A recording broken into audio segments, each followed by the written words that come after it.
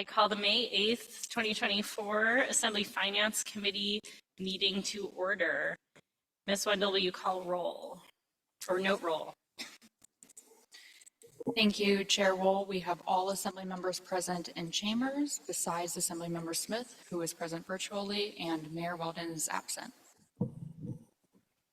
Thank you for that. That brings us to approval of minutes. You have the May 1st AFC meeting minutes before you. Are there any suggested changes?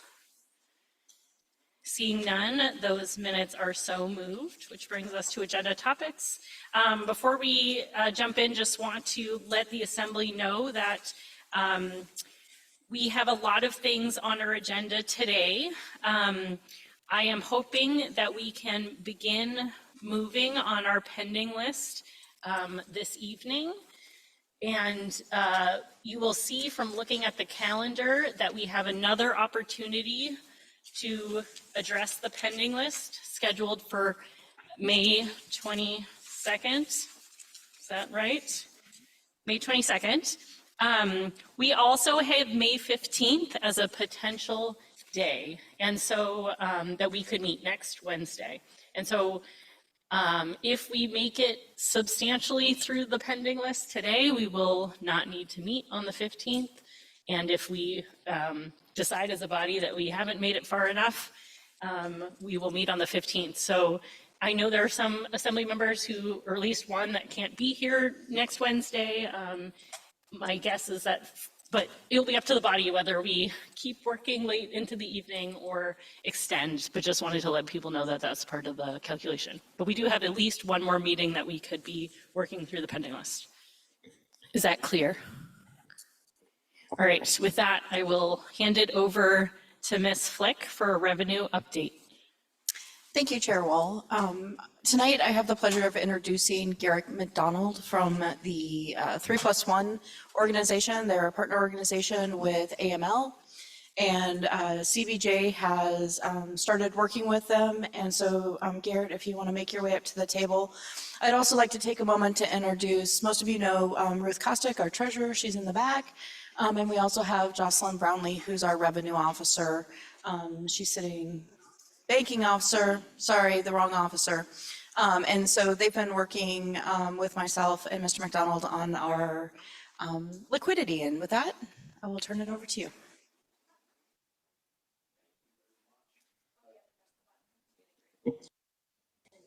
Wonderful. Thank you so much. It's great to be in Juneau. Oh my goodness, I had the opportunity to see some of your beautiful borough and city today, and I'm so grateful. Getting a little closer to the mic, it sounds like people in the back can't hear you. No problem. Is that better? Is that better? All right. Thank you very much for the opportunity to be here this evening. I had an opportunity to see your beautiful area.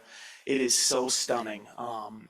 As Angie mentioned, we've been working with your team under Angie's leadership with Ruth and Jocelyn to help provide some additional data and clarity on forecasting to find out how we can look at your cash position and maximize the value on arguably the taxpayer's greatest resource, the cash. And having the opportunity to take advantage of opportunities to turn over every stone to maximize savings, revenue generation is so important.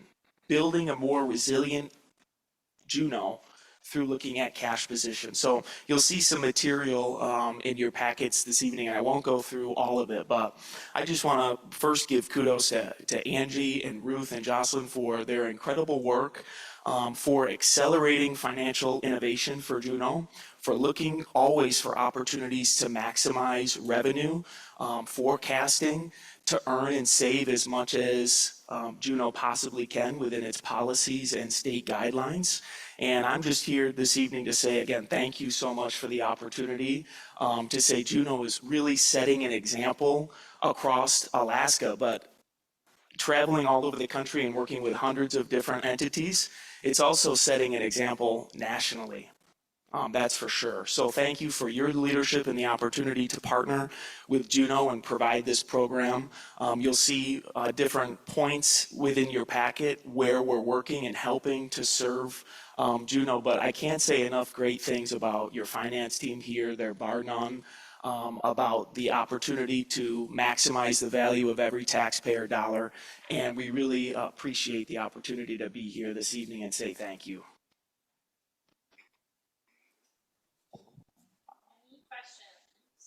Any questions from the assembly? Seeing none, thank you for being here and for providing these materials that were super helpful. Thank you very much. Thank you, Mr. McDonald. Safe travels. One of the things I wanted to touch on tonight was just a brief revenue update.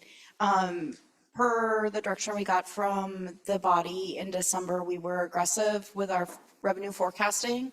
And part of that is our ability to be more aggressive with our interest earnings. And so that was built in, and a lot of that was based on changes that we could make with, small changes that we could make with our day-to-day business that is yielding a better return, which helps the general fund, it helps all of our enterprise funds, it helps the school district. And so we definitely wanted to take a moment, since Mr. McDonald was coming through Alaska, to let you put a face with the program that we're using. I was planning tonight to urge you with great caution on your spending decisions. We've been watching our remote sales tax monthly earnings come in, and they've been short of our budget, of our forecast. It's a small amount overall. It's $4.6 million that we have budgeted there. We are right now only $100,000 short of that. We still have some time to go, but seeing that trend below was making me very nervous. The regular sales tax quarter, January, February, March, those returns were due on April 30th. Usually takes our team about 10 days to get those processed. They worked hard, jammed those in, and so we were able to, on Tuesday, talk about where we were from a general sales tax perspective. And we're actually doing a little better than we forecasted. So I would, not by much, overall, we're about $800,000 better amongst all of the sales taxes. So sales, remote sellers, hotel bed tax, tobacco, all of those. Some are up, some are down. Overall, we're honing in right on that forecast that we made. And so I just wanted to give you that update as you're making decisions. It's not a, I guess my word for you is there's still a lot to see. We are hitting one of our bigger quarters, obviously April, May, and June with tourists in town. But we're humming along about where we forecasted. So don't expect a ton of extra money when we close out the year. But I think we'll be right about where we forecasted. So that's what I had for you as far as a revenue update. Thank you, Ms. Flick. Questions? I see Ms. Hale. Go ahead, Ms. Hale. Thank you, Ms. Flick. That's exciting news. It's encouraging.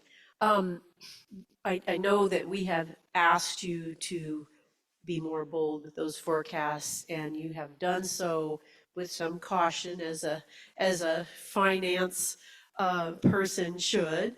The revenue forecast for FY25, are those similar to the revenue forecast for FY24? That's a great question, Ms. Hale.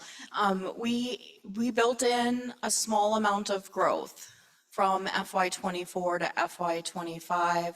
I think it was around 3-ish%.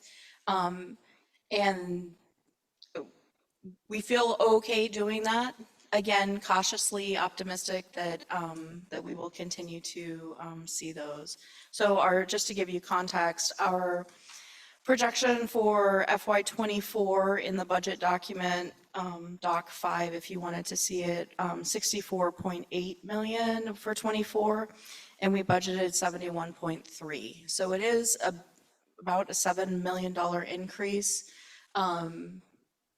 watching the trends over the last couple years, we built trend data into that. Any other questions? Ms. Flick, I know you all had to work hard to get those in time for this meeting. Is it possible to get the usual metrics and graphs for us before the next Finance Committee meeting? And by metrics, you mean like what we have in the budget document? Absolutely, we can get that for you for the next one. Thanks for that. Anything else on that topic? No, we're good to go on. All right, that brings us to number 3, the manager's proposed increments and budget amendments. So we wanted to make sure the Assembly had one more chance if you all had any questions or amendments on some of the increments that the manager proposed in her budget. And we also have a new suggested amendment from the manager that you have in your packet. And so I'll turn it over to the manager to explain what she wants to say about it. Thank you, through the chair. So the one new item that you have in your packet tonight is for a Capital City Fire Rescue aerial ladder truck. We budgeted $1.2 million for this back in early to mid 2022, based on quotes that existed at the time, and that is the amount that we included on the 1% sales tax on the October 2022 ballot. Since then, inflation has hit the sector particularly hard.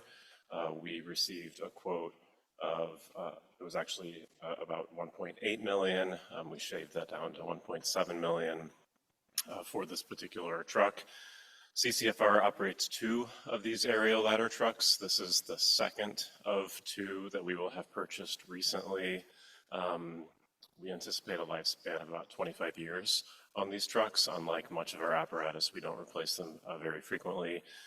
And a main reason for having them, of course, is being able to respond to structure fires at elevation quickly and efficiently and safely. It also helps with insurance ratings for large commercial multi-story buildings. Happy to take any questions.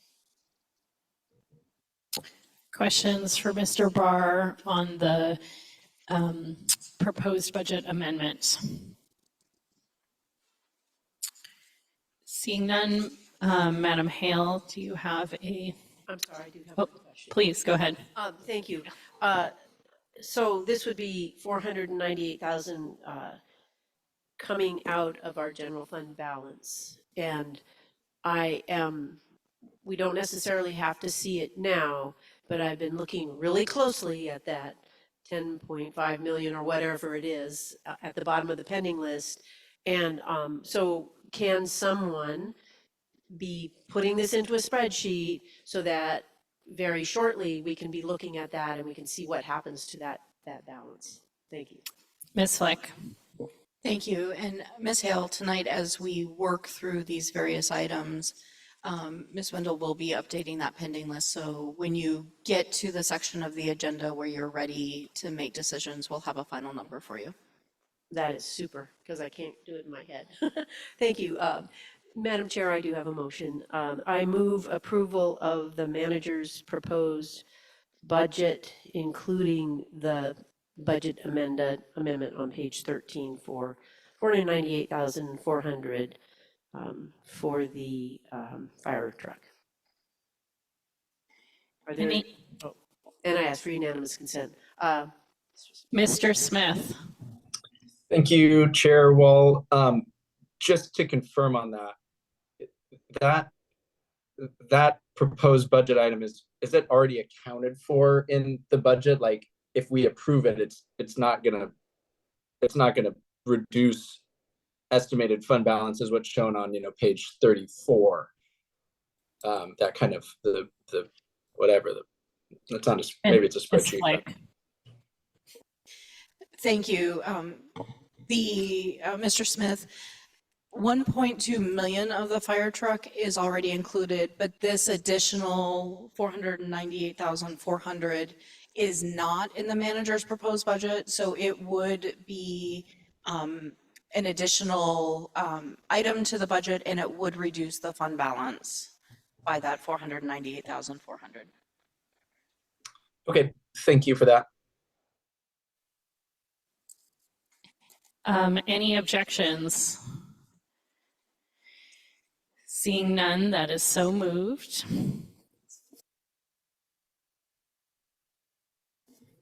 Which brings us to the capital improvement plan amendments, which is for action.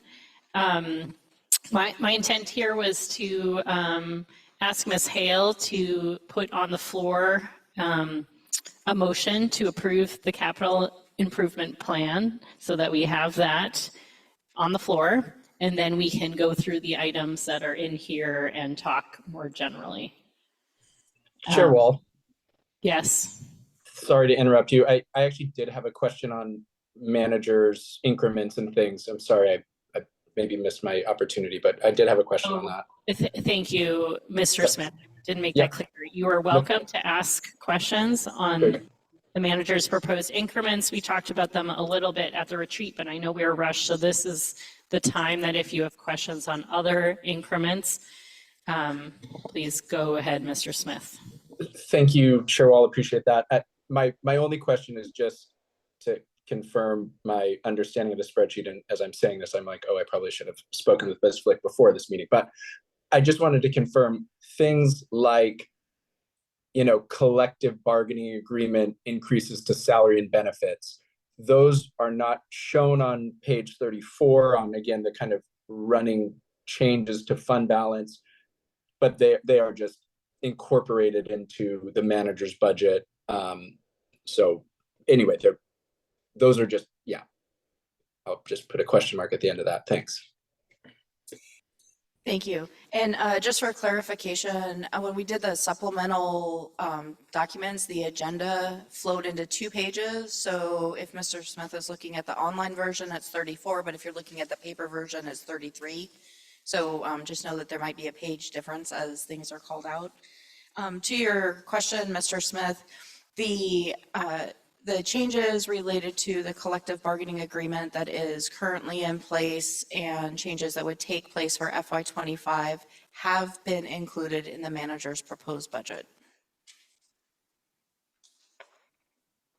Very good, thank you. Other questions? I was originally going to move us to CIP, but it looks like we have another memo in the packet that maybe isn't in everyone's agenda, but it is on the debt service mill rate, and so I will turn it over to Ms. Flick. Thank you, Chair Wall. As you're considering the manager's proposed budget, the debt service mill rate was included at the 1.2 mils. Again, per the direction from the December retreat. The memo that I provided you just lays out the background and some of the choices that you have with respect to the debt service mill rate. So the graph at the bottom of that page gives you kind of a floor and a ceiling, if you will. So you have 1.2, which is what we included in the manager's proposed budget. It includes calling 3 maturities in early, so paying some debt early. You could go as low as 0.76 on the debt service mill rate, and that would just pay the debt that we currently have scheduled for FY25, just business as normal, if you will. Because if you want to do something in between the 1.2 and the 0.76, we have to call in maturities in blocks. So I would advise you not to just randomly pick a number between 0.76 and 1.2, but rather pick a debt service mill rate that allows a full calling in of either 2 maturities or 1 maturity if you don't want to do the 3. And I'm happy to take questions if that doesn't make a ton of sense. I saw Mr. Bryson first. Go ahead. Thank you, Madam Chair. Ms. Flick, if we do the 1.2 mil rate in call three maturities, what are the three callable maturities that we would call out? And then how much debt would be left at the end of that year? What would we have left? Thank you.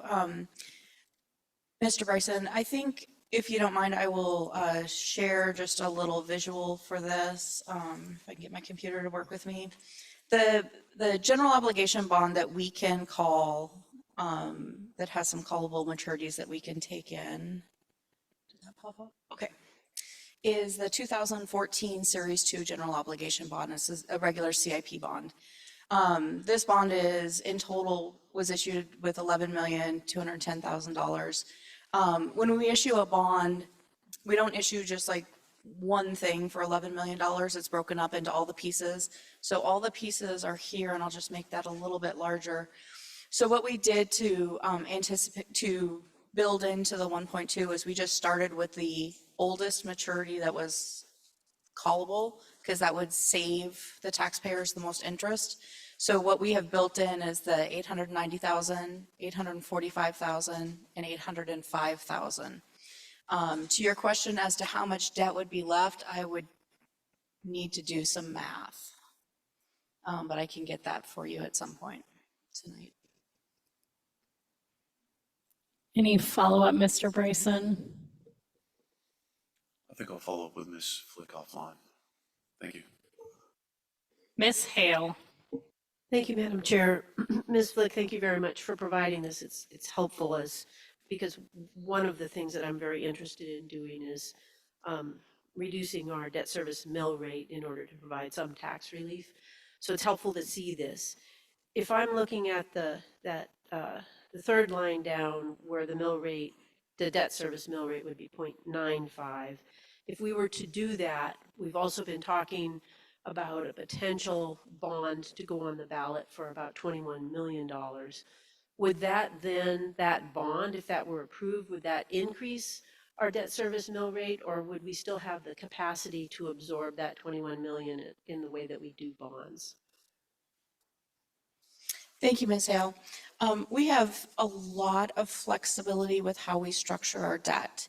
So in the example that I have up on the screen right here, you can see we didn't pay the same amount of principal in each year. We have some of our bonds where we just pay interest for several years and then pay principal. So we have the ability to structure the debt in a lot of ways. So if the body were to say, we want to bring the mill rate for debt service down to 0.95, and then as you're considering new bond questions for the voters, if the intent is to keep then the mill rate at 0.95, we can go back and make sure that that's doable within, an appropriate length of time. With a couple of items that have been talked about going forward as to the voters perhaps in October, I think we could make that work. We would want to, get our bond counsel and our bond municipal advisors involved to make sure. But I think that just from the research that I worked with Ms. Custer from last week, that would be workable for some time. The more debt that you add, the sooner, the harder it's going to be to keep that in 0.95. Thank you very much, Ms. Flick. Other questions on our debt service mill rate? All right, this is meant to be informational. We will start getting into the nitty gritty of what the Assembly is looking for on this at our next, hopefully our next meeting on the 22nd. Okay, that brings us to CIP. And so what I'm going to ask is for Ms. Hale to put a motion on the floor to approve the CIP, and then we will have a discussion, ask questions. Folks have amendments, but I figured let's get something on the floor so we know what we're doing. Ms. Hale.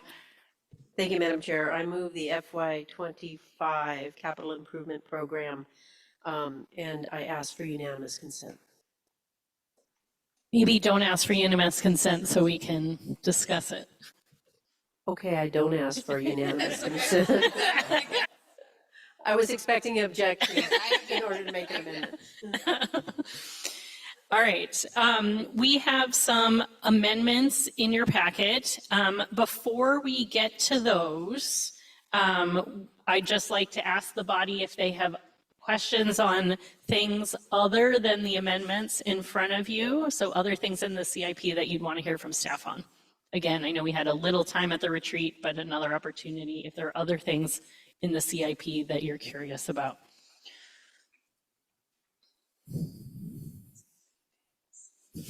All right, that brings us to a memo here. Ms. Flick, do you want to provide an overview of this memo? Certainly.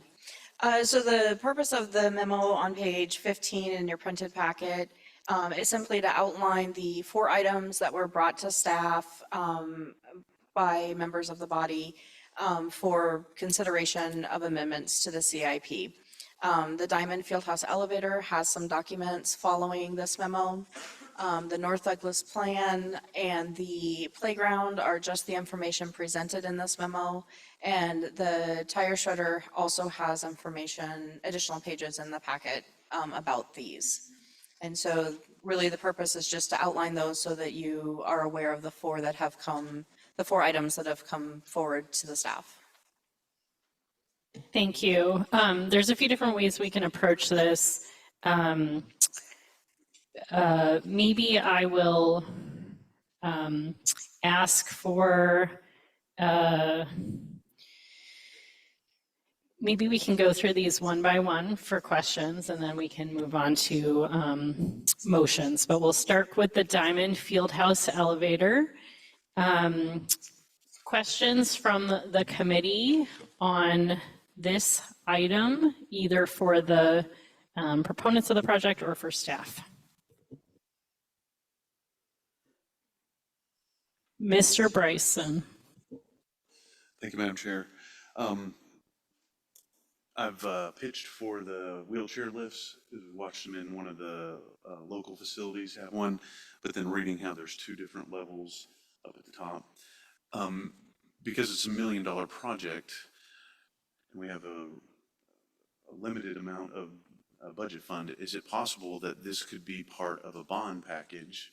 Because we will use an elevator over a long period of time, therefore justifying the bond issue of it, as opposed to using our general fund for one-time cash. I mean, we can do that, and it makes it a little bit cheaper because we're not financing it, but we'll be using the elevator for the next 30 or 40 years in that facility. So that's why I was wondering, with it being $1 million, would this be a good thing to add to like a bond proposition? I think that's my main question. Who wants to take that one? Ms. Flick. I can take that. $1 million bond offering doesn't make good sense, but we would need to, when we bring items to the voters, they can be packaged. And so, but they need to be like things. So public safety communications, different than an elevator.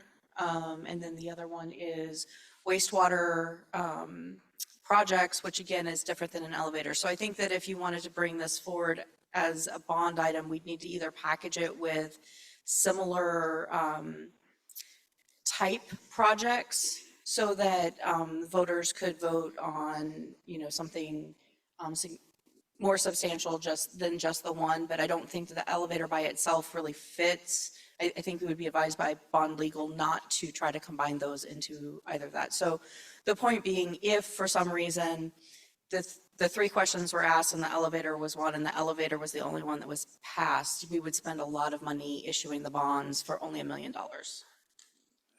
Thank you. Mr. Smith. Thank you, Chair Wall. I'm happy to kind of discuss my idea, or if it would just be better for me to move an amendment up to your. Let me decision. make sure there's no more questions, and then we can talk about how to move forward. Ms. Hale, do you have a question? Very good. I do. I'm looking at page 16, and it looks to me like we still have $141,053 left from a prior appropriation. So the request would be, the budgeted amount would be $1,020,421. So my question is, are we really looking at 879,368 rather than $1 million? And I'm seeing a nod. Thank you. All right, seeing no other questions, I know there's a few people who are interested in this. Mr. Smith, you spoke up first here, so go ahead and make a motion, and we'll see where it goes. Very good. Thank you, Chair Wall. My motion would be to add to the CIP funding for the Diamond Park Fieldhouse elevator at the amount that my math also showed as Ms. Hales, to $879,368, and to reduce the public communications CIP by that same amount. My intent is to increase the bond amount for the police and fire public safety radios to the full amount necessary to estimated to fund the project. And when I discussed this with that's the motion. And then if I may have a second to speak to it a little bit after it, I'd appreciate that.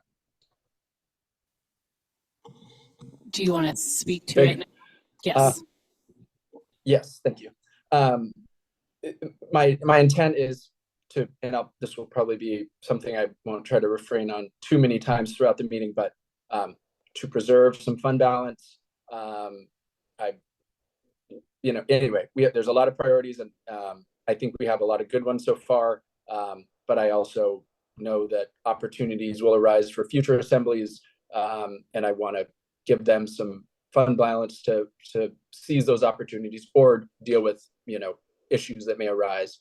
My reason for again doing this is to kind of keep it a little more simple, not trying to do a $879,000 bond.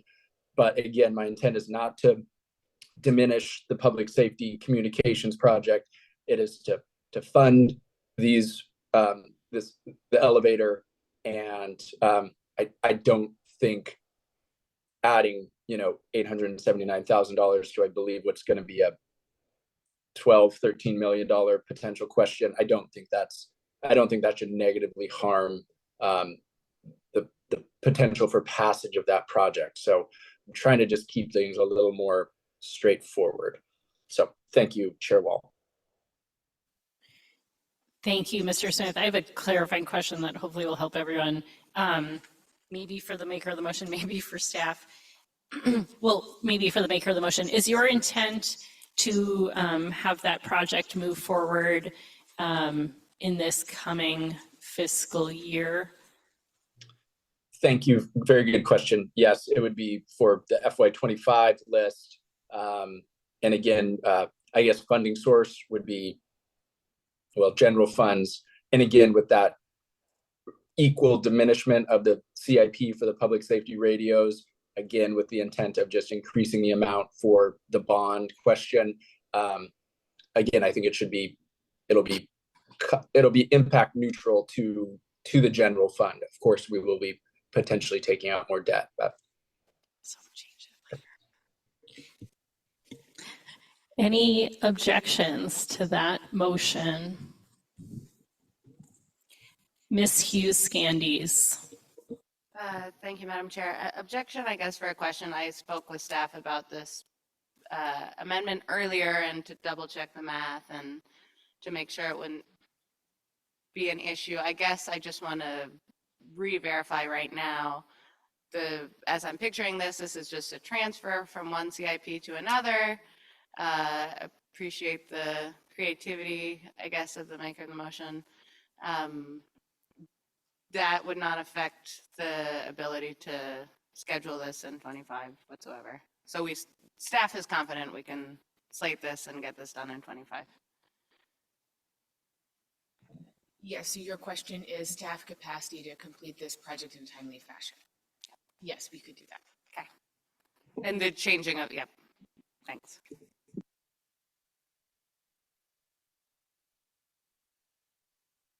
Ms. Hale. Thank you, Chair Wall. I'm assuming as staff work with the numbers that, because we have this odd 879, 368 number, I'm assuming that you probably wouldn't bring an odd number to the voters, so you'd be able to, be 5 million and whatever it might be, 5 and 12, I think. Is that correct?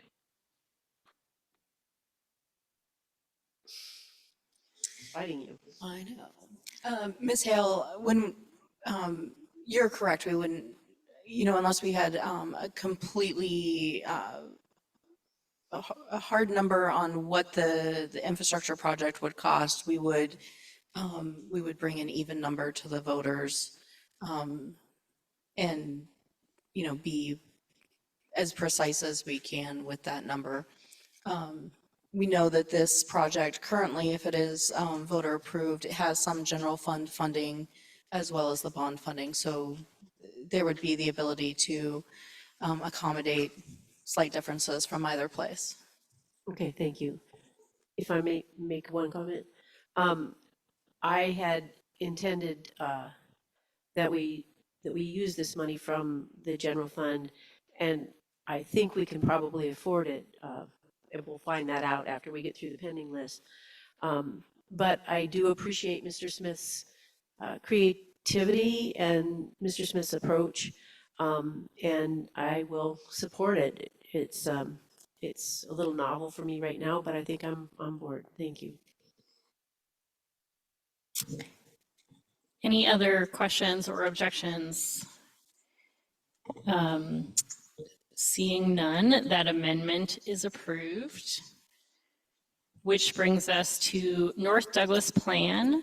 Mr. Smith, this is a little more vague at this time in terms of it was something you're working on. Do you want to speak to whether this is something you are hoping to move tonight or was just something else? Go ahead, Mr. Smith. Thank you, Chair Wall, for this. I have been asked, I think, nearly since I've been on the Assembly from residents of North Douglas for an area plan. There's a lot of exciting but also impactful potential developments in that area, and they have kind of wondered, when will we get an area plan? I've spoken with Director Lawthorne, and at CDD, her recommendation is to finish the comprehensive plan before taking on any more area plans. I'm just bringing this up to keep it in front on my mind, as well as making it, raising it to my colleagues on the Assembly. I don't believe it's appropriate necessarily to try to put this in a CIP yet, as the comprehensive plan end date is also kind of uncertain. So I'm just raising this, but I will not be offering this amendment at this time. Thank you, Chair Wall. Thank you, Mr. Smith. Mr. Bryson. Just a quick question, I think for the manager's office. If there was, the North Douglas Crossing is obviously the huge factor in that. Would efforts towards maybe even starting a North Douglas plan help the North Douglas Crossing, or would it have any impact at all or none?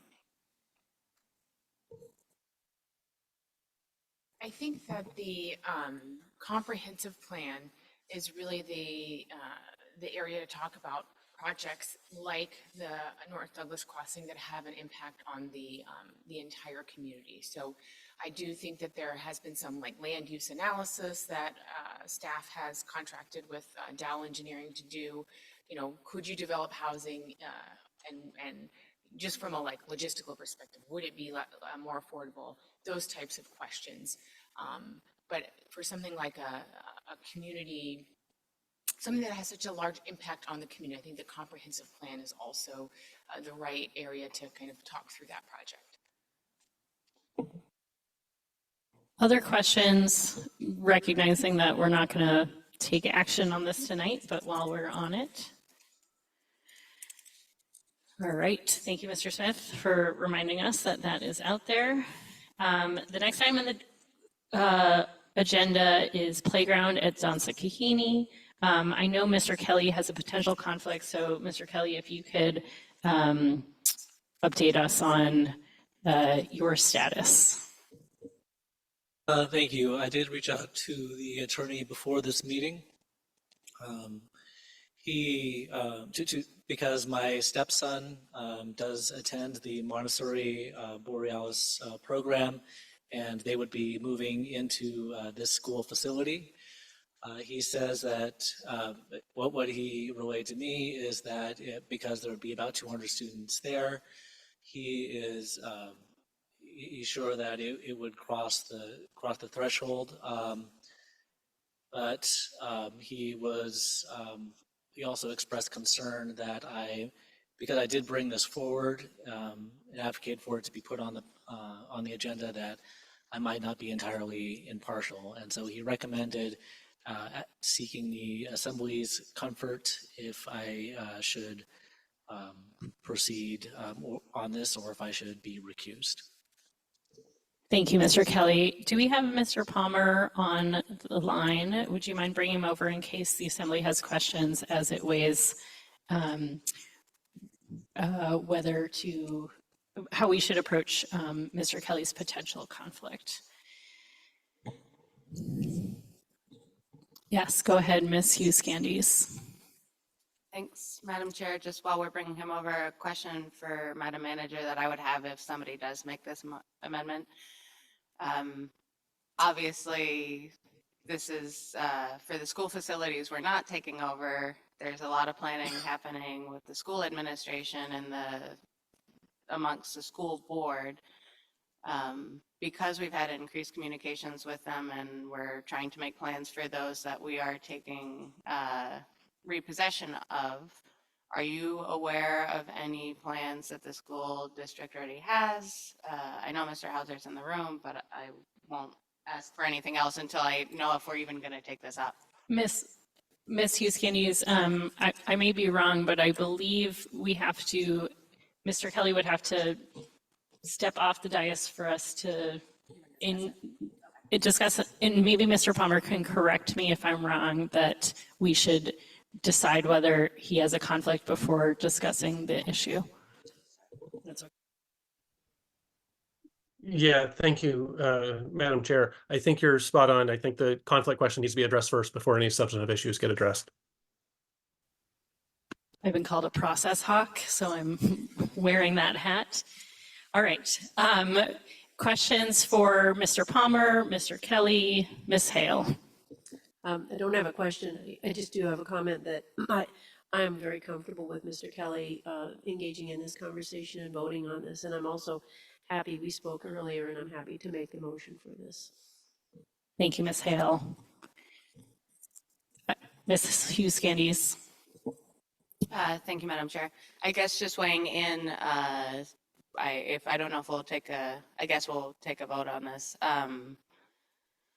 Just because I would express that given the size of the school and given the size of the strong emotions that are going around among the different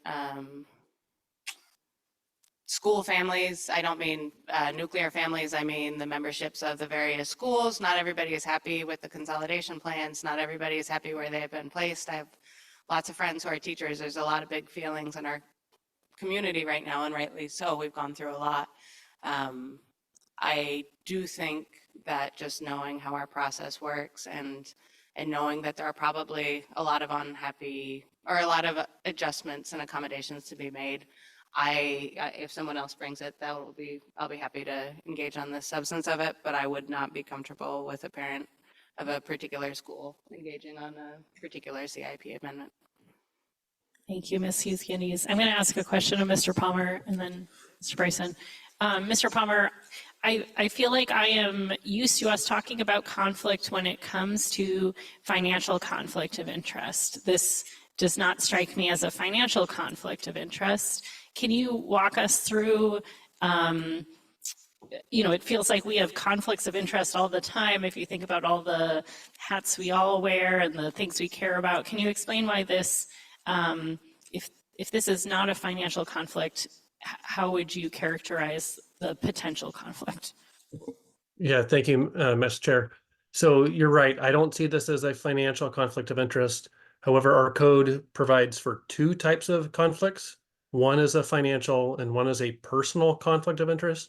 I see this as close to the personal conflict of interest line. I don't think it's a flat out automatic personal conflict of interest because there's roughly 200 other kids that are similarly situated. However, this one is close, and I did recommend that Mr. Kelly declare it so the assembly would know about it and then be able to take a vote on it. I don't have any better guidance for you on personal conflicts of interest because, as you're right, they don't come very often in front of the assembly. Thank you, Mr. Palmer. Mr. Bryson. I was just putting the shoe on another foot and thinking about if I came forth to propose for any of the schools that my kids have attended over the years, and to me it does seem like a bit of a personal conflict. I would think how I would be advocating for, or how I have advocated for stuff in the schools that my kids were in, and that's pretty personal. And you are impacting the school, and it's a tight line to walk on there, but. All right. Mr. Kelly, thank you for bringing this forward. Know that however folks vote have nothing personal involved in this decision. Mr. Smith. Thank you, Chair Wall. If Mr. Kelly nor any other assembly member makes a motion to do this, then we don't even really need, do we still need to vote on it? That's one question. And then the other is, like, does this actually set any precedent, or would it just come up again? I mean, I don't know, maybe that's the wrong way to look at it, but those would be my questions. Mr. Smith, I believe I heard from the group interest in discussing the issue from the body. And so if we want to do that, then we would have to make a decision on Mr. Kelly's conflict, but maybe I'll ask the attorney to address Mr. Smith's second part of his question about precedent setting.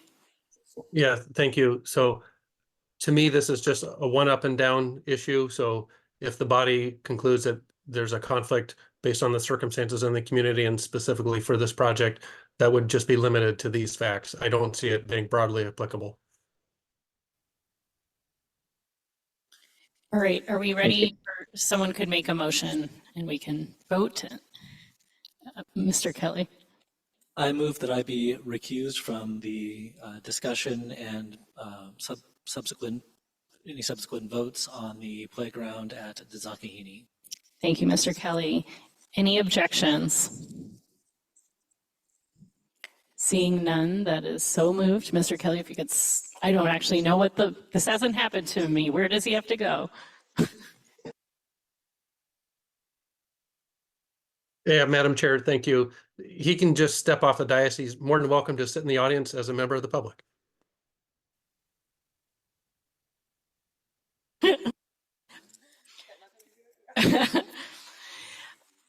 All right, so that brings us to discussion on playground at Dzakahini. I know Ms. Huskandi's had a question. If you could repeat your question, if you would like.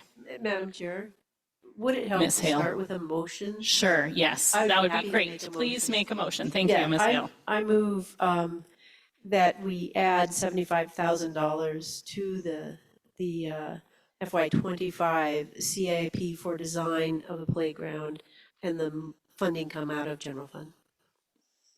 Thank you, Ms. Hale. Ms. Huskandi's, go ahead with your question. Thanks, Madam Chair. I will object for a question, and I'll try to make it more succinct. I'm wondering what Madam Manager knows in relation to this school versus all the other school needs, and then potentially on that answer, I might ask if we can ask Mr. Hauser questions. Thank you. So Superintendent Hauser and I have discussed the need for a playground at Dzakahini. There are 200 playground age children under sixth grade at that school, and parents are very concerned about that. I think there's also a lot of benefit to the community. I know that the school district is very insistent on making sure that those after-school hours, that those facilities are available to the public. And certainly that's an area of town where we have identified a need for more outdoor space for children to play. The cost estimate of $750,000 just came from our experience with parks and playgrounds, which can be very expensive if done well with fall protection and all the other things involved. And so the recommendation that I had made when kind of talking this issue through with both Superintendent Hauser and Assemblymember Kelly when he raised that question was that $75,000 would allow the design to get underway, but and give parents confidence that their children would have that integral facility for a school, but also would give space for the community to come forward and do, there's been successful community build playgrounds, and maybe there could be a solution that's, not a $750,000 solution. So that's kind of the conversation that went behind that proposal. Thank you, Madam Manager. That's super helpful. Are there any, just to have in context, do we know of any other similar concerns that are being raised at other schools? Yes, there are capital needs at other schools that are different, but a result of consolidation. And we're working with the school district on spending their deferred maintenance dollars on that. So, they're trying to address those within existing appropriations for the time being. Or that's the most recent information that I have. Mr. Bryson. Thank you, Madam Chair. So I did notice that Ms. Hale's motion was only for the 75,000. I'm comfortable with us moving forward on design. I would not be comfortable with moving 750,000 as we still have school finances in flux and we don't have there's just so many questions. I'm okay with designing it and then planning it for something in the future, but I'm not even 100% certain that Montessori ends up at DZ at the end. Even if that's what the plan is now, I'd like to see a year of that school or that area operational before I feel confident, okay, this is what they are going to do. So if we're just at 75,000, I can support this. Thank you. Mr. Smith. Trying to think of how to make this a question, but I appreciate where this is coming from. I guess I'm kind of like, I appreciate where it's coming from. I'm just kind of wondering about the timing, or are these type of analyses and things, is the school district going to be looking at this in a more holistic way? I guess I'm just foreshadowing that I might be pretty brutal tonight on spending, and I appreciate where this is coming from. I'm just like, is this the right time, and should it be just focused on DZ, or is there going to be broader work by the district, maybe with city architect or something about recreational needs at schools as a result of consolidation? So should this be part of something broader, or should it just be focused on DZ is my question. Ms. Kester.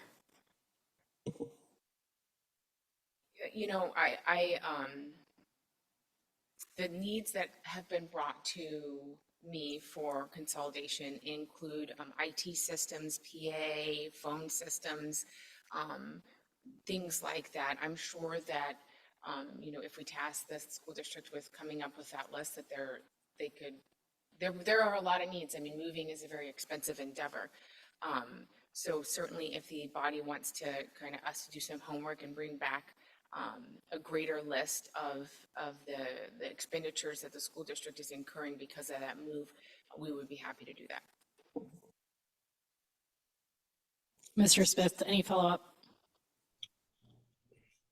Not on that one. I do have another question, I guess, if no one else does.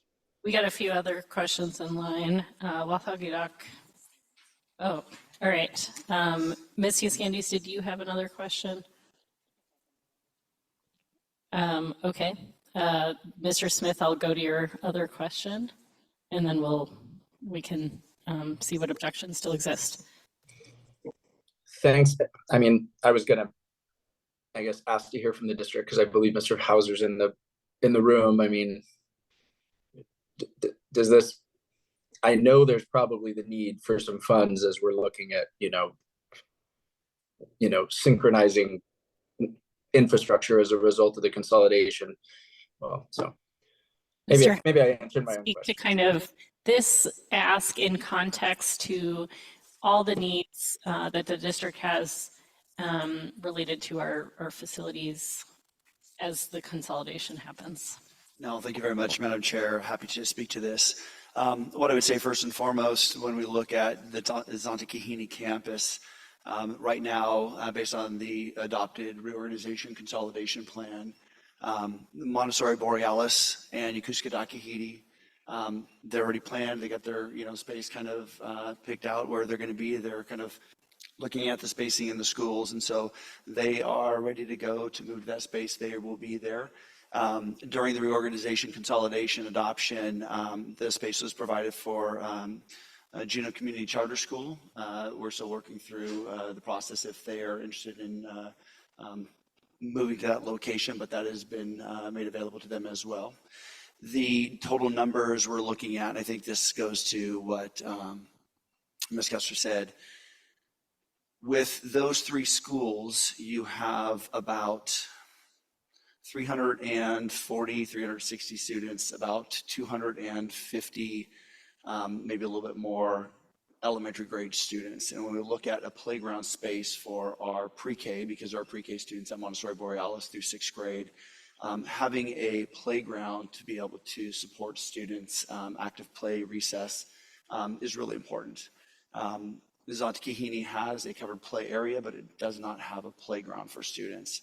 Also, through the conversations that Ms. Kessler and I had as well, really the focus on that Lemon Creek area, having a space for the community as well to be able to have access to and enjoy, along with the school district students that are there, would be really important for that space. Looking holistically at the district needs, there are a number of needs that are outlined, in the packet that I think are going to be discussed later today. There are some deferred maintenance focuses. But when we look at what I think is going to be a need in the future that would benefit not only the district students that are at the Zonta-Kahini campus, but also the community around that space, a playground is something I would say is a high priority, because I think our elementary students, pre-K through sixth grade, would greatly benefit from having access to a playground at that space. It would be missed. Thank you, Mr. Hauser. That's so helpful. Any other questions for Mr. Hauser while he is up here? Thank you. Okay, we have a motion on the floor. Do we have, for an amendment, Ms. Hale? Could I just speak to that before we take a vote? I'm sorry. Yes, I was going to see if there were any objections before I asked for statements from folks. Any objections? Seeing none, that so passes. Ms. Hale, if you still want to say something, you can, but.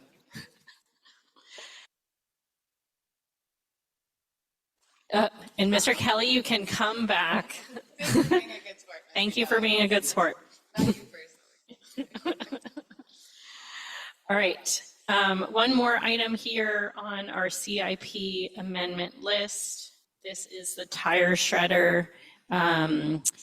Questions from the body about the tire shredder? I feel like I probably have questions. Well, Hagidak. Yeah, if we can just get a read on what is the ask right now, because it's 25,000 to hold it. Is that the ask, or is it the full over 400,000 that's being requested here? Good question. Maybe I'll do what what we ended up doing with the other one. Do we have a motion from a person to start? Mr. Bryson, as the Public Works Chair, I'll ask you to put a motion on the floor, and then we can discuss and ask questions. Thank you, Madam Chair. I forward that the assembly discuss and potentially fund the tire shredder that would be operated at the current landfill. And I believe the ask would be for the total amount. The $400,530. And so this is to purchase and ship a tire shredder, but does not include operational expenses. Or, so there is a action request at the bottom of this. So maybe you could amend that to include the operating costs if that is your intent. I will include both the capital and operating costs to operate a tire shredder, but it should also probably include an MUO with the landfill operators. I would imagine we'd have to discuss like the operations if we planned on funding a tire shredder and got one, we would have to have an agreement with the landfill to operate it. Maybe we'll start with the motion and for capital and operating costs. And I'll ask staff the first question that Mr. Bryson brought up about how we would manage the relationship with capital, with the landfill. Yes, currently we, a good example is we have a baler that we let waste management use, and they use it for baling their recycling that comes in through Alaska Waste and our recycled materials. So it would likely be a relationship like that. I will just mention that we have had recent struggles with that relationship because the incentive to kind of operate and maintain the equipment just hasn't been there, which resulted in the recycle works being closed for a while, if you recall, a few weeks ago. So I would want to improve on that relationship that we have with the current baler, just because we have had some challenges, but it would likely look like that.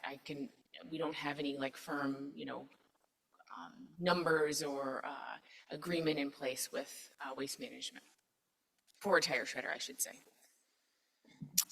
Mr. Smith, then Ms. Hughes-Gandies. Thanks, Madam Chair. I guess my question is, I haven't actually heard of, I haven't heard of what the driving force of the need for this is. I mean, what do they do with the tires now? Is that I hadn't heard of tires as a big problem. I'm also like, this unit was available in February. Is it still available? Sorry, that was maybe too many questions at once. I'll ask the maker of the motion to answer the driving need part of this. So as we've been working on the trash solution and trying to come up with actionable items that we could do for waste stream diversion, one of the very large objects that are causing problems at the landfill are tires. They have to sort them separately.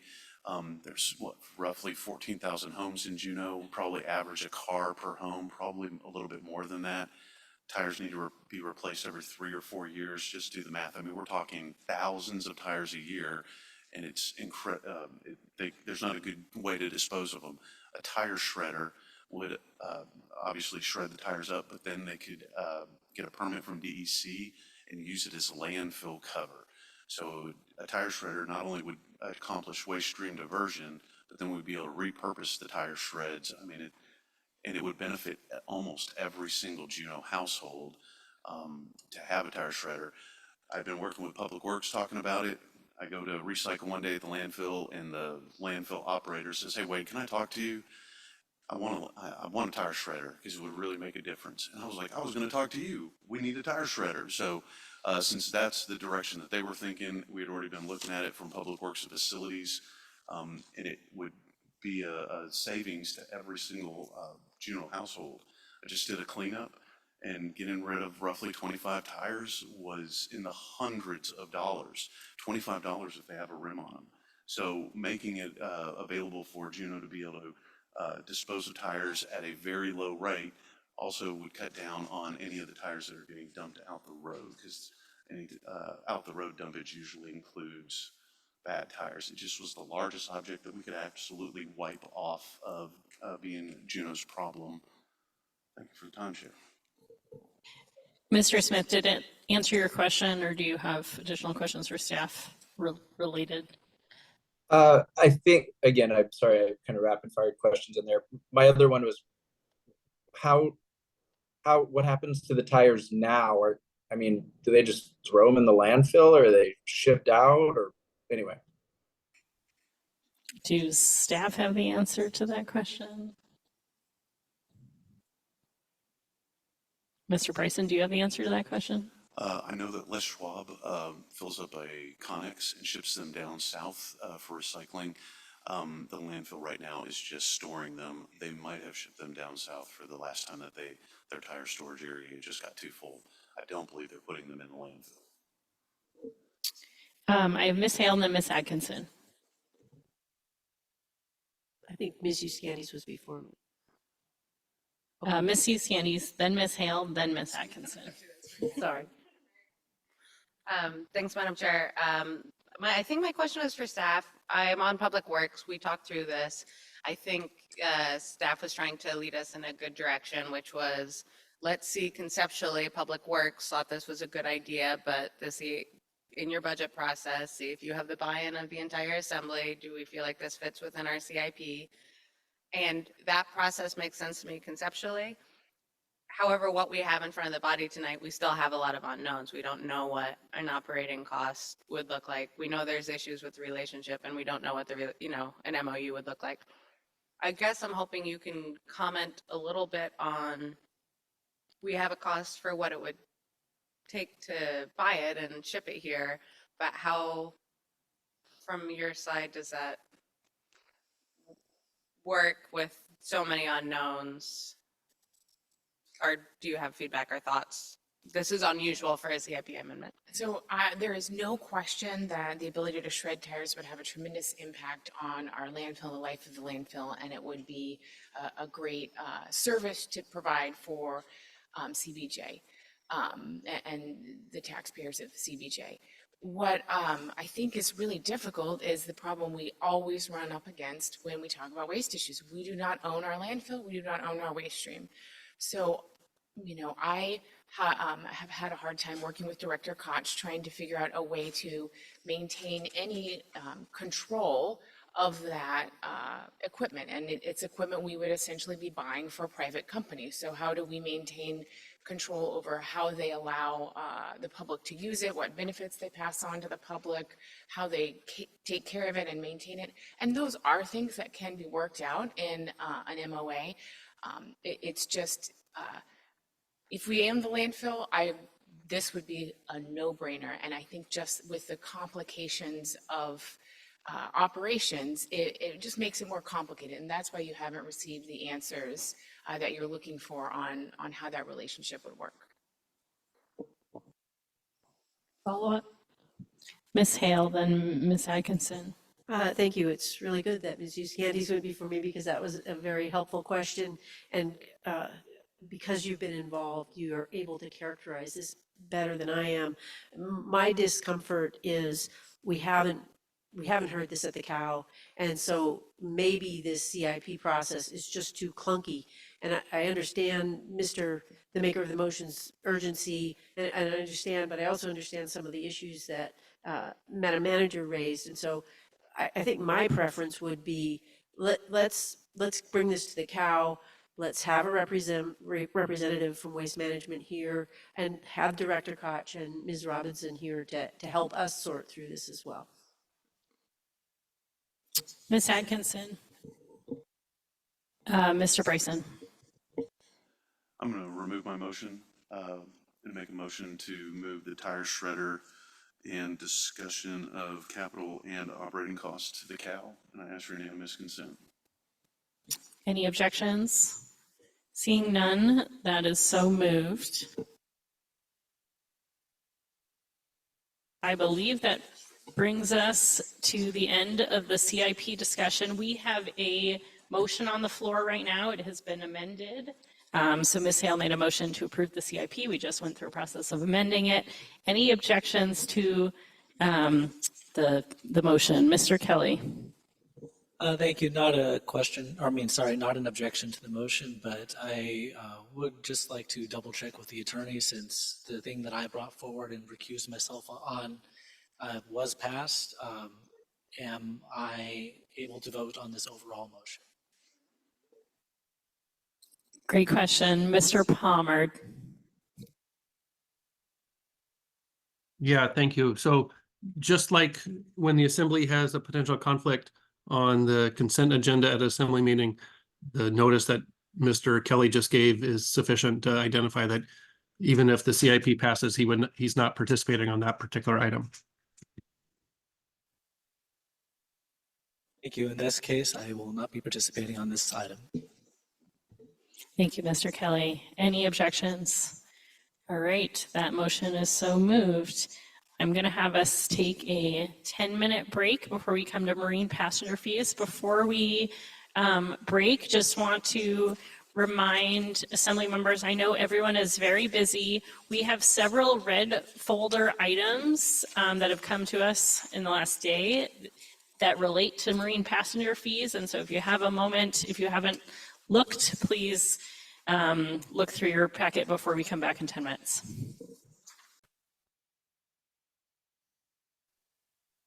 All right, I'm going to call us back to order. It's 6:58.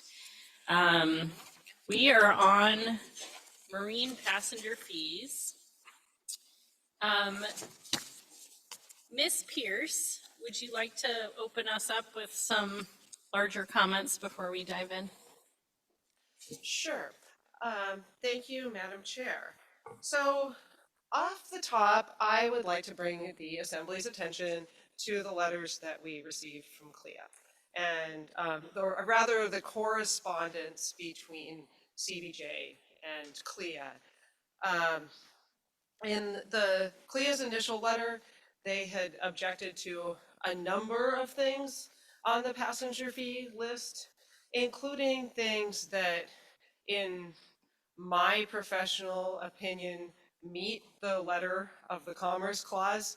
The Marine Park particularly, that's dock infrastructure. So, and then other things that are spelled out pretty clearly or agreed to in the settlement agreement. We responded, Manager Kester and I both wrote response letters, and we received a subsequent letter from CLIA stating that they will not be protesting our budget further this year, but suggesting a process improvement. I am comfortable with the process improvement. I think we need a process improvement on the passenger fee budget. I've thought that since I started in this position and started doing the passenger fee budget. And the process with CLIA has changed over the years, particularly with the departure of key staff on both sides. That's kind of changed the relationship and how that analysis works on their end. I'm happy that CLIA has decided to not allow us, but to step aside while we proceed with our process for this year. I still take exception to the idea that some of the line items that they include are quote, clearly illegal. They are not. And we have a settlement agreement and a process for that reason. There has been some discussion, I sent the Assembly an email about a potential work session with CLIA. I think that's a great opportunity as maybe as the season winds down before the election to work. It gives us some time to really talk about passenger fees, how we use them, and how we want the process to look going forward. We can maybe talk about private docs as well, make some kind of final decisions on that process so we don't have that conversation every year. There's some clarity there. And that would allow staff the time to work on a new process. So with all of that said, a few highlights from this year's budget. We've talked about this a number of times, so I'm not going to go into detail on the various line items. I do want to call attention to a few things. There was the discussion about ship speeds and a wake study at the last meeting. That was something that I had omitted from the original packet. We had originally, this goes back to a visitor industry task force era discussion regarding ship speeds and impacts of wakes on Thane residents. At that time, there had been some meetings with the Thane Neighborhood Association, and we proposed revised ship speeds, having them slow down in the channel. That kind of got lost during the pandemic. It was intended to be in the first MOA, the one about behavior. It didn't make it in there for a variety of reasons. But we have agreement on speeds that I believe are actually lower than the speeds that we originally proposed. Mr. Day is nodding at me. So yeah, I consider that a major win, that rather than doing a whole study, we just got what we originally asked for. And if we did decide that it wasn't working after this year, we're implementing it active, now. If we did determine that a study was somehow still needed, there is still opportunity, depending on what you do with your fund balance this evening, to either transfer money out of another CIP or fund something through fund balance or look at it for next year. But I'm really excited about this development. It's what we asked for in the first place. It happened really fast, faster than anything like ever happens with the cruise lines and the cruise industry. So that's super positive. The other thing that I would like to bring attention to and clarify is the DBA ambassador program request. So we have DBA representatives here tonight. They're happy to answer questions or present on that program. The background on that situation, we had asked last year we had told DBA that we would fund the program, but we had some questions and concerns about how that money was being spent, what exactly it was being allocated to, whether DBA was using CBJ funds to print maps that were advertising businesses, when we have Travel Juno providing maps without advertising, using volunteers.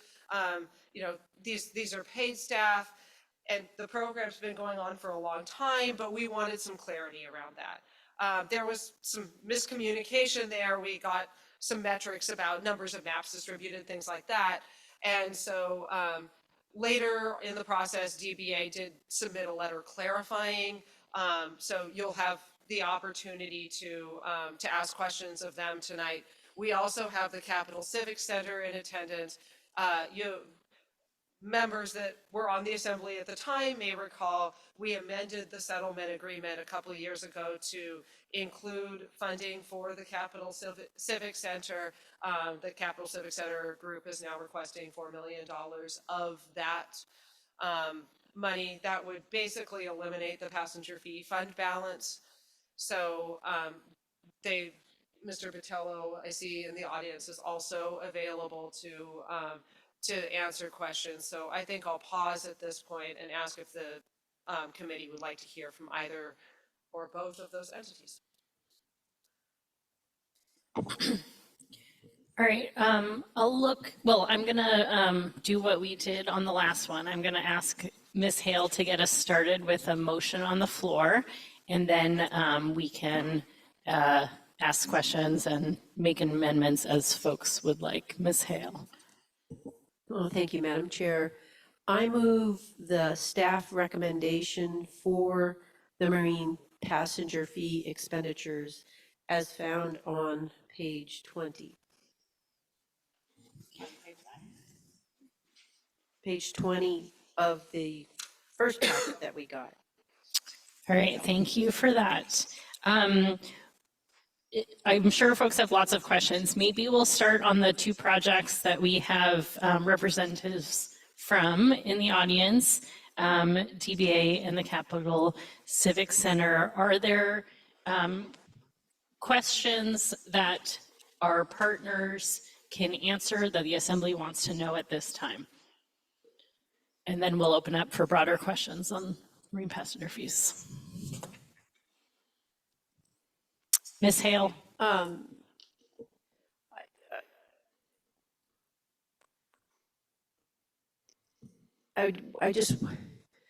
would actually like to invite Mr. Banghart up to talk about the Capital Civic Center funding, but without questions, it seems awkward, and so maybe we wait until I make that amendment. Is that okay? Ms. Hale, I don't want to be giving anyone additional access to the Assembly that everyone else did not get. And so what I would ask is if you have questions for them, you're welcome to ask them, and Assembly can too. Thank you, Madam Chair. I will point out that the capitals, but first, I would like to state that I have checked with Mr. Attorney, and I have agreed with Capital Civic Center advocates that after I'm off the Assembly, I will assist with fundraising for that project. And I have checked with Mr. Attorney, and he has assured me that because I will not be incurring any financial benefit for myself, that there is not a conflict of interest, but I wanted to let you know that. And I guess my only question, it just is slightly awkward, maybe I can remind the Assembly that Madam Manager had spoken with the Capital Civic Center advocates, and there was a recommendation that they put the passenger fee request not through the passenger fee proposal mechanism, because I think that was already underway, but instead through our other mechanism, the pending list mechanism. So there hasn't really been a chance for them to speak to it. So I guess we have to wait. Ms. Hale, if you have basic questions to ask them in front of the body, let's invite them up. And I just want to keep it short, that's all. Will that work if you can? No, I think Okay. I mean, are you saying that they can't answer questions later? They can answer questions whenever the body wants them to. I figured this is the time that we're going to be talking. So, and the Assembly is going to be taking action, and so we could do this right now, or we can do it in 5 minutes, but. Can I have an at ease? Yes.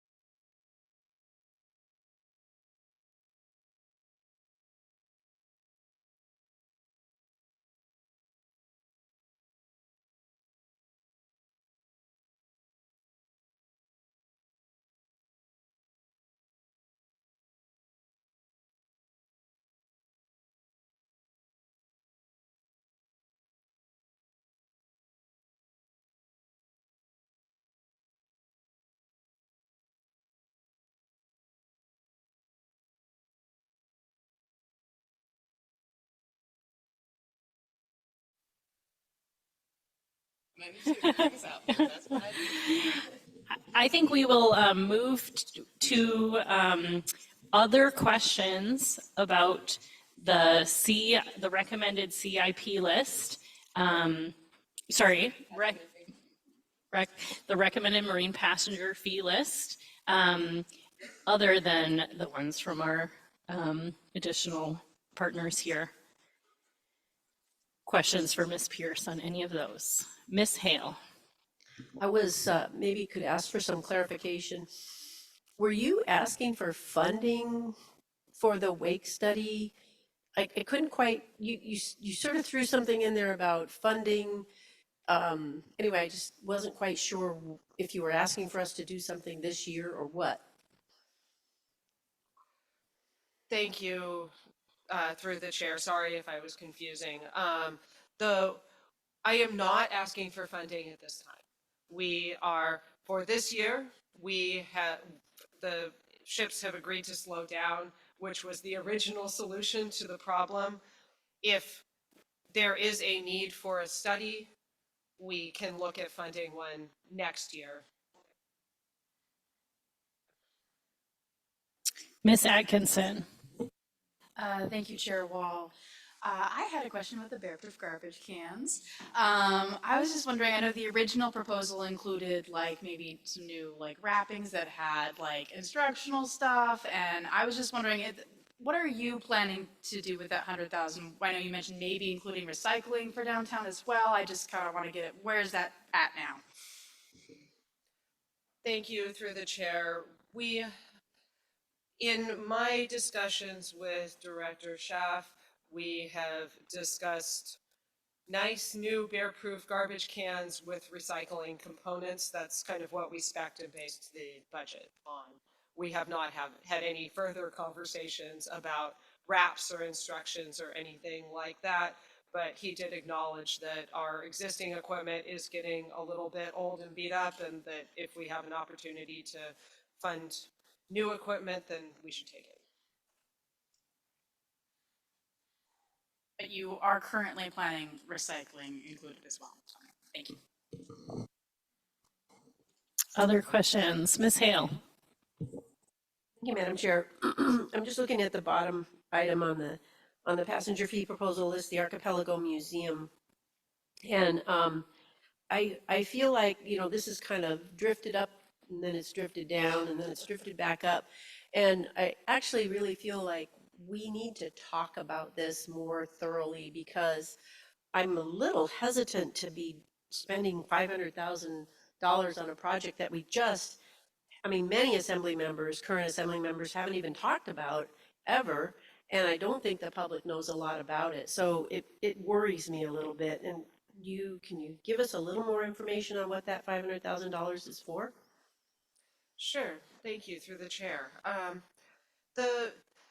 The component included here would be for the things that are kind of passenger fee fundable. Things like restrooms, we do need more restrooms downtown. Some additional visitor services infrastructure, that type of stuff. I don't think $500,000 quite gets us there. We do have some money in an existing CIP. I agree that the Assembly needs to talk about this project and discuss future funding opportunities for it. And I guess given that we did get a number of requests for additional restrooms this year, and that has always kind of been a discussed component that was supposed to go in the Archipelago development that never happened, I did want to keep some money in the budget so that even if we don't move forward with a museum, we could construct those facilities that we do need, either on our property in that location or somewhere nearby. Mr. Smith? Thank you, Madam Chair. Similar, actually, that I think covered my question. I also have kind of a similar, not concern, I guess.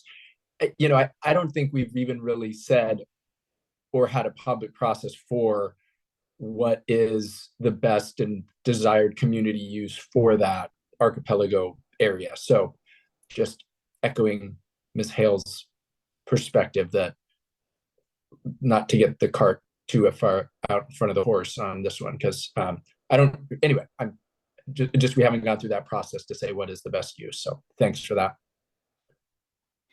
Ms. Hughes Candies? Thank you, Madam Chair. Madam Manager or Ms. Pierce, could either one of you confirm, we have money in the 1% sales tax that the voters approved, is that correct? Yes. Thank you. Any other questions about marine passenger fees? All right, I'm gonna ask for some amendments. I know there's some out there. Maybe we'll, the elephant in the, not the elephant in the room, the big request is around the Capitol Civic Center. Maybe we'll wait to see if there are other amendments before making that amendment. Other amendments to the marine passenger fee plan. Mrs. Candies and then Mr. Smith. Thank you, Madam Chair. I didn't mean to cut off Mr. Smith. I'm looking at page 20 of our original packet, and so I'm looking at the FY25 passenger fee proposal. And if the items were numbered, it would make it easier for me to direct you. But I will direct you to the middle row section, the third-party visitor services provided by Assembly Grant. And I want to dance through the process neatly. So would it be out of order to propose to delete two lines, or would you rather me propose to delete one line at a time? You can do whatever you want. Okay, great. You know it's not going to pass. You can decide what they feel, how they feel about what you do. Perfect, thank you. So under the Downtown Business Association, you see both AJ Dock and Franklin Dock. I would propose to delete the request for $150,000 for access control security for both Franklin Dock and AJ Dock, and if I may speak to that. Thanks. I think Ms. Pierce has summarized really well all throughout this process, and it's been really great having her working with the cruise lines. I believe it has been an Assembly ethos that things that we can get to by negotiation endure longer and frequently lead to better process. I mentioned at the April 6th meeting of the Finance Committee, I was super disappointed to receive the letters that we received from CLIA. And you might wonder, what does this have to do with removing money for private docks? And the reason I'm bringing those letters up is I was shocked to see the line, and I'll read, there appears to be a reluctance to provide marine passenger funds to private docks. In the 5 years that I have been on the Assembly, there has never been a year in the marine passenger funds approval that went forward that we ever didn't provide funding to the private docks. It has come up for conversation among the Assembly. In my time, the only other person who had some concern about providing these funds to a private entity who is charging a different rate than we were and receiving funds to pay for it was former Deputy Mayor Maria Gladaszewski. The fact that a line like that would end up in a letter like that, I really want to make clear, partners are partners when there are a true partnership, but when there is not the respect for the community needs or the respect for the role that we have as Assembly members to represent the community, it causes me real pause. And you might say, poor AJ Dock and poor Franklin Dock, don't take your ire at CLIA out on those two docks. So I'll return to the amendment, but I will say that it blew my mind to see that line in there because it tells me that CLIA is paying such close attention to these conversations, and I don't believe they're doing so really as a community partner. I think it's reasonable to leave funds in there for the restroom maintenance. They are providing a service that is within the settlement in the spirit of that. I'm not proposing to take away all those funds. However, they are private enterprise. They do set the rates that they set. And I do think it's reasonable to expect them to provide the funds for that. So that is my amendment.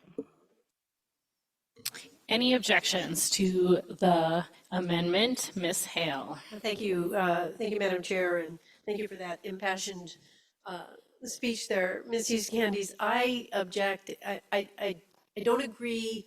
I understand Ms. Hughes Candies' frustration, but I am very concerned that this would plunge us into kind of a tit for tat when what we actually are trying to do is continue to improve our relations with CLIA and with the cruise lines. I think we've made huge progress since the days of the lawsuit, and we have to continue to make that progress. So I really don't agree with, I won't say the word, but yes, I don't agree with arguing this point.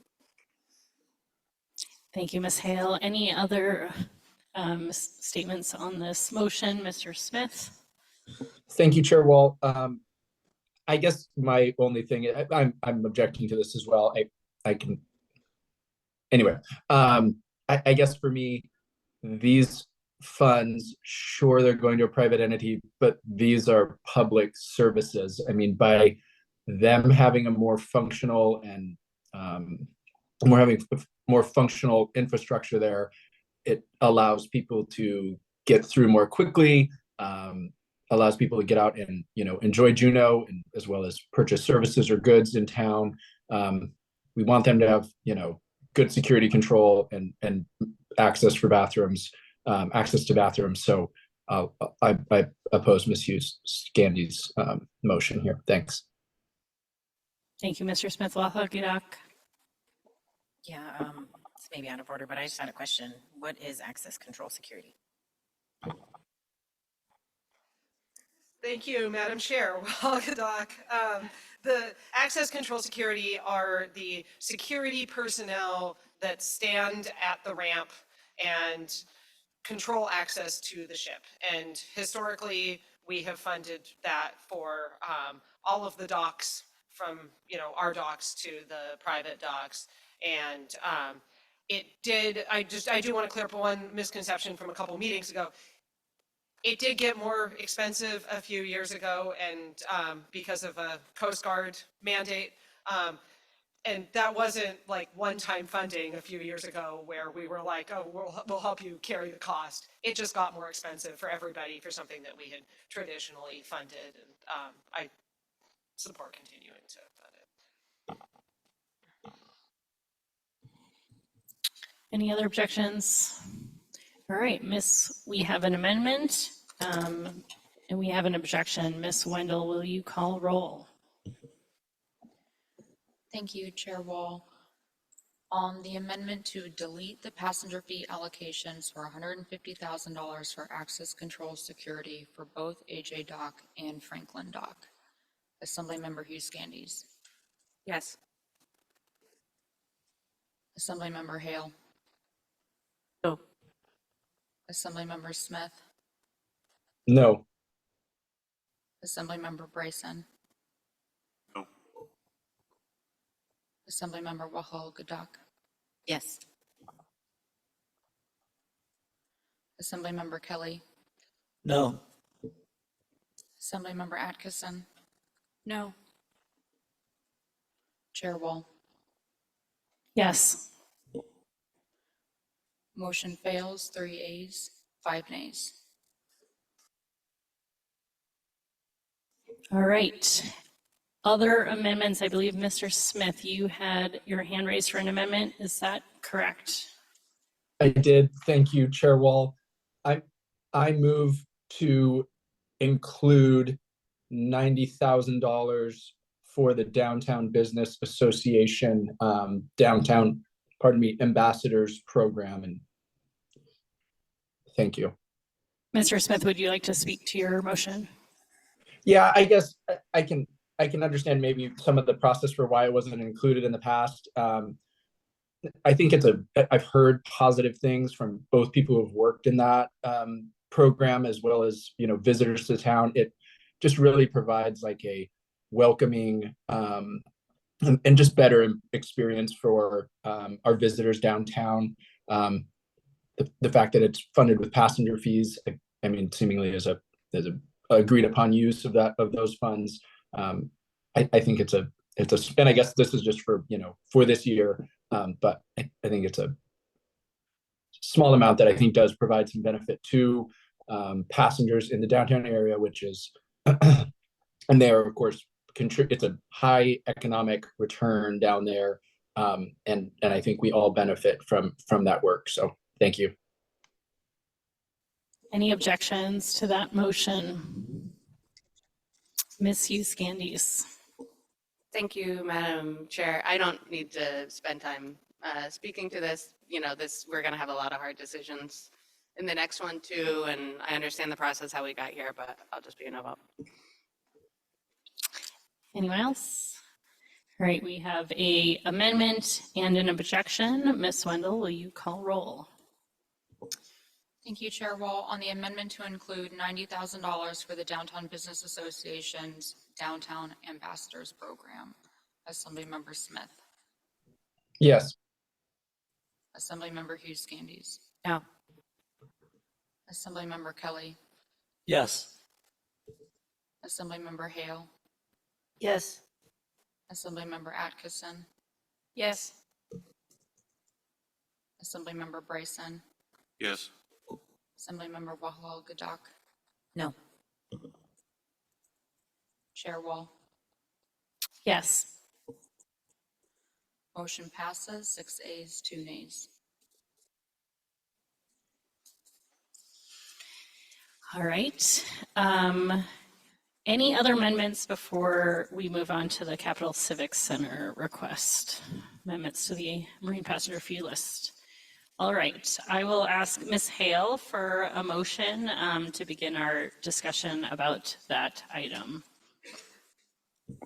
Thank you, Madam Chair. I move $4 million from the Marine Passenger Fee Fund for the Capital Civic Center. We have a letter from the Capital Civic Center in our second packet that we received. And I believe I've spoken to this in the past, and we've had information in past packets. So I can perhaps leave it at that. Thank you, Ms. Hale. Any objections? I saw Mr. Smith go up first, then I see Mr. Bryson. Thank you, Chair Wall. I guess I just wanted to ask a question and also get it on the record. If this 4 million were to come from marine passenger fees without any reductions elsewhere, my understanding is that would bring the balance of the fund to what would it bring the balance of the fund to? I see our staff have been doing the math as we've been making amendments. Does anyone have a answer to Mr. Smith's question? Ms. Wall, including as an expenditure, the 90,000 that was just approved, it would bring the Marine Passenger Fee Fund balance down to $267,000. Thank you. Chair Wall. Hold on. Can you repeat that number for us? Yes, $267,800. Mr. Smith, did you have a follow-up? Not a follow-up, I just wanted to ask your permission, if it's okay, that I may occasionally turn my video off so I can eat dinner and not make all of you have to watch me eat dinner, because that would just be probably not good for anyone. I will be here in rapt attention, don't get me wrong, but just with your indulgence, if that's okay. I am always a proponent of eating dinner on camera, but if you would like to shut your camera off, we will know you will be there. Mr. Very Brady. My question is, how much city money is already dedicated to the Capital Civic Center? And I thought that we had applied some money that would be applied last. And how would this money be applied? And can we put the contingency on it that it's used as final funds, the way we did with some of the other city funds? Or is that even one of the attachments to it?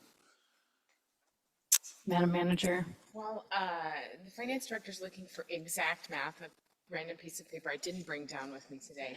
I will try to answer the second half of your question. You are correct that the Assembly has appropriated funds in the past. You appropriated $2 million to initiate design of the Capitol Civic Center, of which there's about $1.4 million left. You also appropriated bed tax dollars and general fund dollars, a $5 million ordinance. Those dollars, 2.5 for each fund, those dollars were designated to only be used if significant federal funding was procured. So kind of like they were like, you can only use this if you get a big tranche of federal money. There also was $1 million, I believe, in last year's passenger fee budget. And I will turn to Finance Director Flick to see if I've forgotten any CBJ funds. Thank you, Ms. Kester. I'm going to restate, Yeah. if you don't mind, from the May 1st packet on page 62, just in case anybody goes back and listens to the recording. The Assembly set aside $2 million in general funds by ordinance. They set aside another $5 million, 2.5 from general fund, 2.5 from hotel tax, specifically to be restricted to be used as a grant match. And then, as Ms. Kester just said, in last year's CIP resolution, another $1 million from passenger fees. So $8 million thus far has been set aside. My follow-up is how much of that money was used or was like final money to be used at the end? Because I thought that was a condition, at least some of the funds that we had used. The $5 million was, as Director Flick mentioned, to be used to as a match to leverage other grant funding. So the way I recall the ordinance, which we can pull up here, it wasn't necessarily that it was going to be the last dollar spent, but that it wouldn't be spent without a significant source of other funding. I will say, you know, staff would not start spending money on this particular project without bringing Assembly along, and I know the partnership feels the same way, and they're anxious to give you updates when that becomes germane. So there's no like fear right now that we're going to go spend $8 million or even $3 million without bringing the body along. Thank you. Ms. Atkinson. Thank you, Chair Wall. I remember that we have a certain number of years to take 10 million in marine passenger fees for this project. Do you know how long we have left to do that? My memory, if memory serves me, it's 5 years. 5 years from what date? First appropriation, so that would be last year.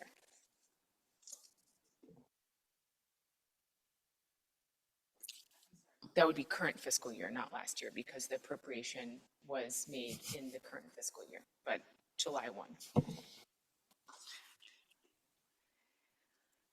Any other questions, Mr. Smith? Thank you, Chair Wall. Sorry. I guess my concern with this is bringing what is a fund that, you know, can grow by $20 million or more every year, down to 200 and something thousand dollars.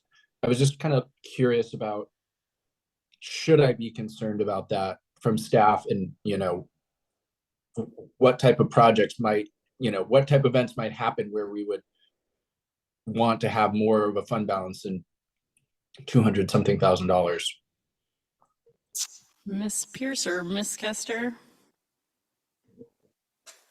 Madam Chair, I will take a first stab, and if the city manager has anything to add, she is welcome to jump in.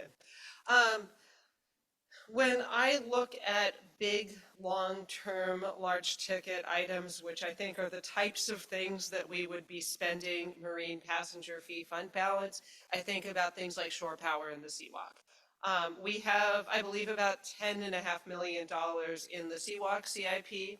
With the motion to move the passenger fee budget tonight, we will have about $10.5 million in the shore power CIP. The Assembly will see a resolution for a grant where we are putting that money up as a match for an EPA grant for shore power shortly. So And the Seawalk project, I'm hoping to have an update in front of the Assembly within the next couple of months, but we would be looking at a fairly significant debt service package for the Seawalk, which would likely start in the next fiscal year. So I think the only real concern with bringing the balance down to a couple $100,000 is if we have some sort of unexpected expense that's a reasonable passenger fee expense. I think we would need to look at moving money out of an existing CIP, probably the Seawalk. So a project on this list goes over budget, something like that, because we are planning to debt service the Seawalk project, and we do have some pretty significant funds in that CIP. Don't really like doing that, but it would provide the kind of flexibility and comfort that I think Assemblymember Smith is talking about. Mr. Bryson. I'd like to offer up an amendment to the motion. After. I believe Ms. Kester had additional thoughts. Sorry for missing you, Ms. Kester. Alex did a great job, but I will pass my baton to Director Flick, who has something to add. The other thing I would caution the Assembly on, just for awareness, in addition to the items that Ms. Pierce has described, this fund balance that we're looking at is based on our projected revenue. Projected, meaning we don't have it in hand yet. So while we make assumptions about the number of passengers that come in and the fees that we would collect off of that, that is part of the assumption that builds into this fund balance.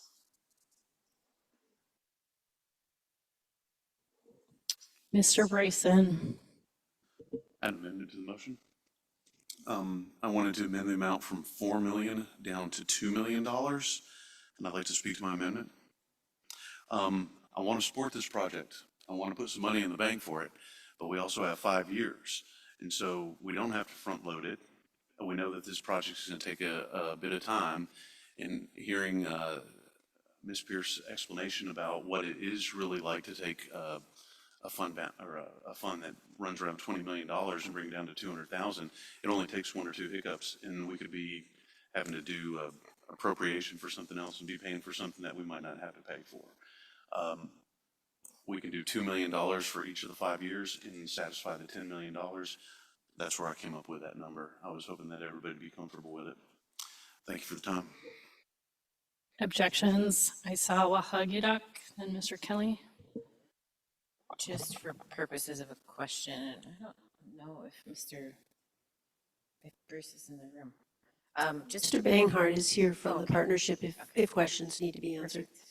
Just curious to know what the impact would be. Is it $4 million if that was what Murkowski's office had asked for the commitment from the Assembly, or if that was just a number that was chosen that would show significance?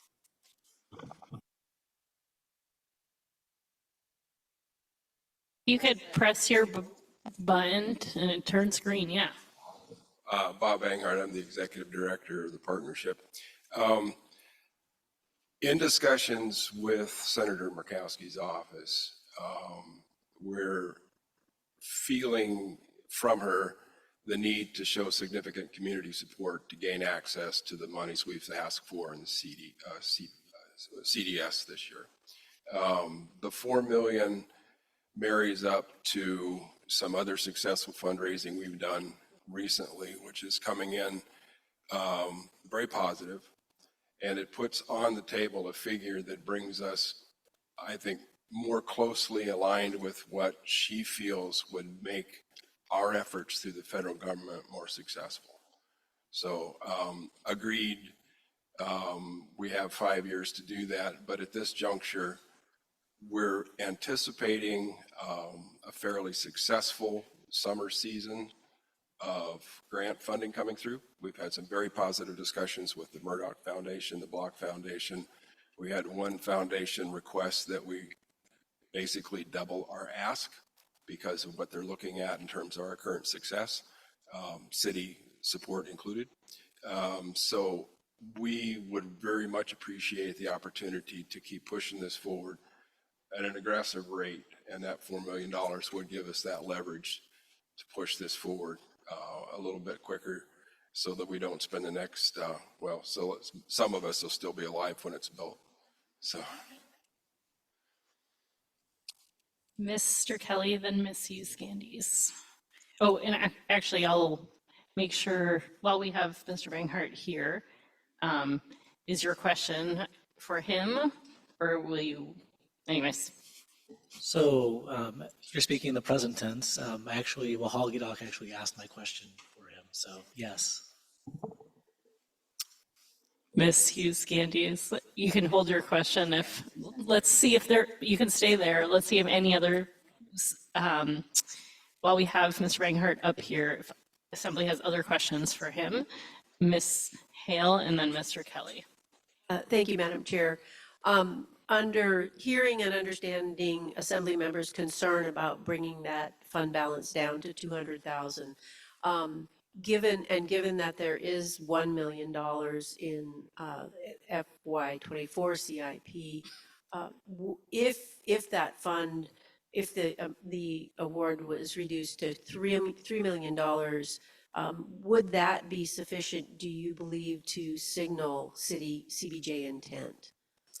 I think that aggregate would make a definite impression on them, yeah. Any level of funding coming in from the community is going to be impressive, and the more the better in that respect. But yes, the 3 would definitely be further down the road than we are now. Mr. Kelly? Ms. Hale just asked the question I was about to. Thank you for being here. We really appreciate it. Thank you for having us. All right, I had Ms. Hughes Candies with an additional question for staff. Thank you, Madam Chair. And actually, as I'm about to ask the question, I'm like, or maybe that is a Mr. Banghart question. I appreciated you breaking down the funding sources and reminding me what we've allocated and what purposes, the sum being just there for match as an example. The $2 million of general fund, it sounded like we had something like 1.4 million left, or 1 point something million left. And my memory was, and I can't tell if this is an accurate scribble, was a big chunk of that was for design. And part of the issue, as people have faithfully kept trying to drag this forward, is we haven't seen at the city level like a really, not back of the napkin, but like we're pretty confident that this is a number and we're this percentage of design. And this is on page 40 of the packet, the 22 million to 24 million in hand to break ground, but that still doesn't speak to me of an actual project cost. So I was wondering if you could update me with what's been spent out of that $2 million ordinance. What percent design did we get to? And I'm sorry that was such a long question. Yeah, no, I think it's a reasonable question, and I'm going to expand a little bit. I can't recall exactly how much was spent of that 2 million on initial design, but it was a very much a concept level design and a concept level cost estimate. So did not get into the level of detail that would provide cost certainty for a bid package. But what's important to recognize, and I think that, the Assembly has definitely needs to be brought along on the evolving concept of the Capital Civic Center, is this proposal looks different. The proposal kind of before you today looks very different than the Capital Civic Center project that was envisioned a few years ago. So a few years ago, that was really very much a joint facility that would take all of the neat community desires and requests for Centennial Hall improvements, which if you recall back in like 2017, there was a lot of community process on that and some bond packages and things like that. Would take all of those improvements and do a new theater and these improvements that were more of the from the arts community perspective into one really big facility that flowed very nicely together.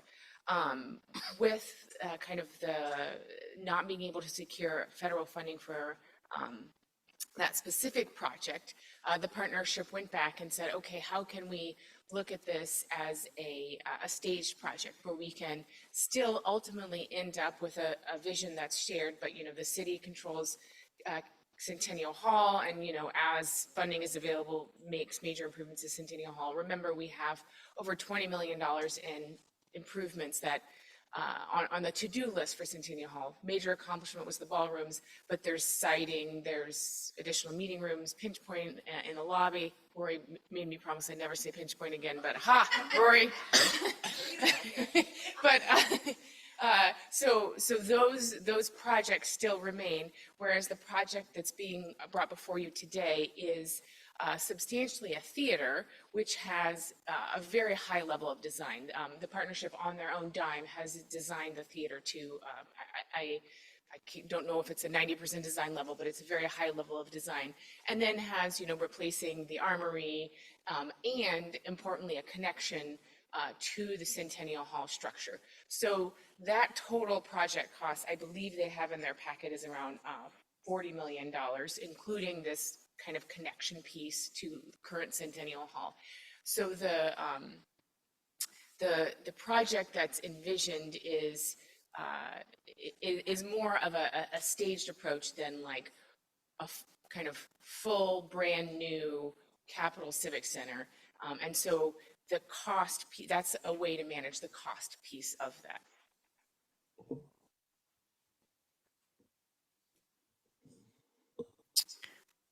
Mr. Bryson.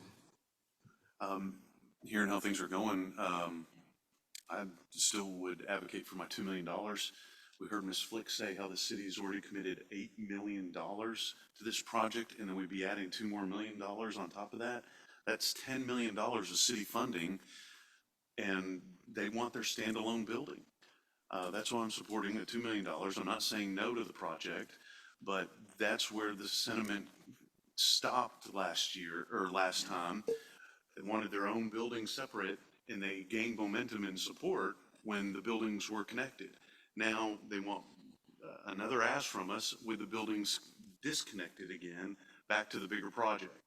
So we've given money at different times, different levels for different reasons.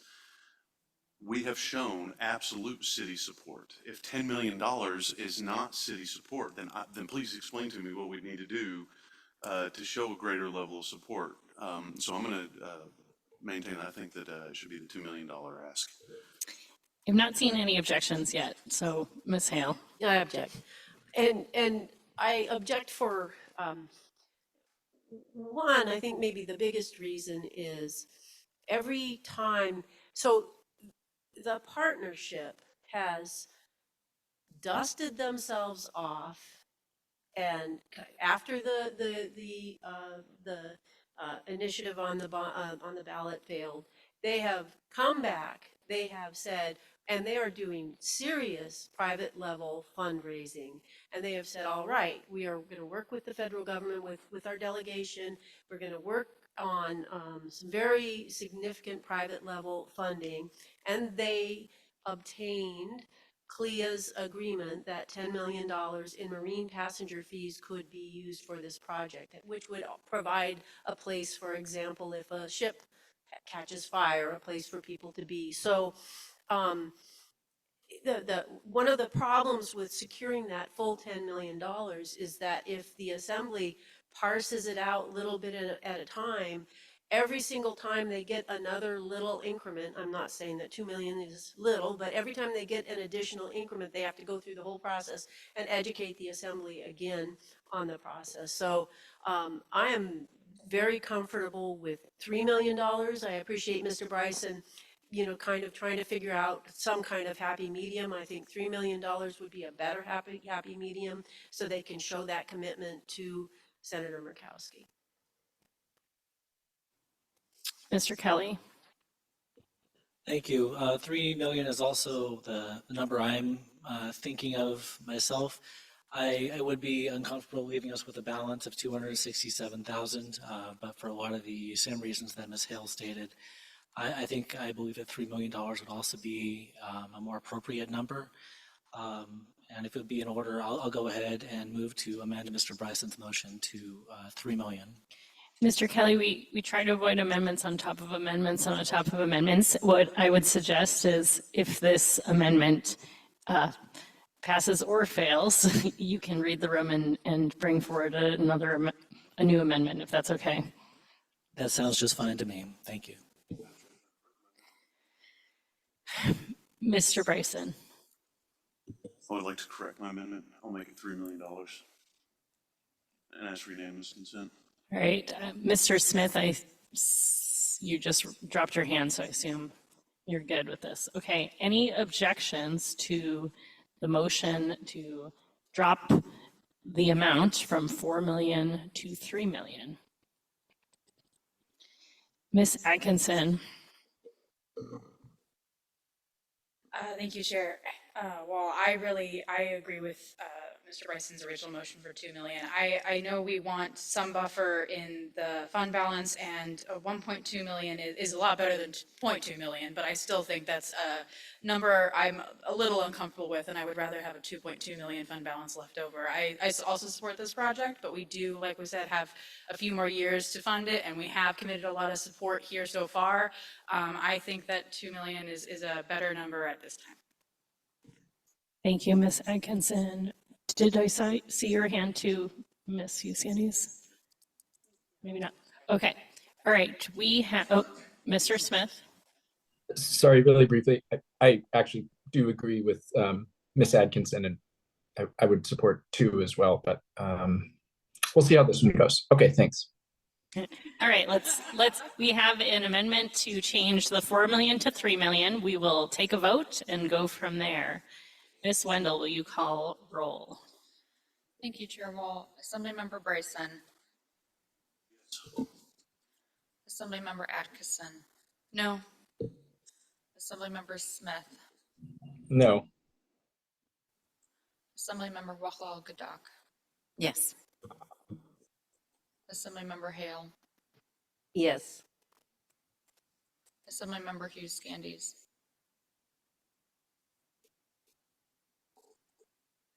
Ms. Wendell, will you please repeat the motion? Because people's votes really confuse me what we're voting on. Of course. We have an amendment to an amendment. I will repeat the original amendment and then the amendment to the amendment. Perfect, thank you. The original amendment made by Assemblymember Hale was to move $4 million from the Marine Passenger Fee Fund for the Capital Civic Center. Assemblymember Bryson's amendment to that amendment was to move to reduce the Capital Civic Center funding amount from 4 million to 3 million. Okay, and that's the one we're voting on now, so no one made a further amendment? Correct. Okay. Okay. All right, so yes, that's fine. Assemblymember Kelly. Yes. Chair Wall. Yes. The amendment to the amendment passes, 6 ayes, 2 nays. All right. That brings us back to the motion. We have a motion on the table for 3 million. Do we have objections to that? Just to clarify, I think, did I understand correctly, Ms. Wendell? We just approved the amendment to the amendments. Now we're back to the amendment? Correct. Okay. We are currently at Assemblymember Hale's original amendment, which was amended to be $3 million instead of $4 million. Thank you. All right. Any objections to that?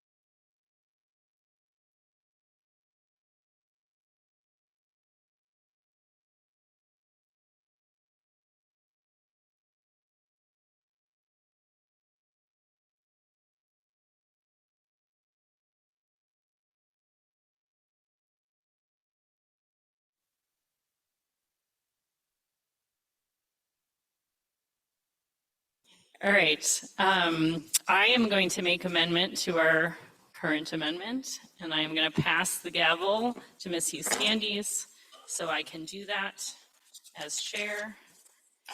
And this is probably a little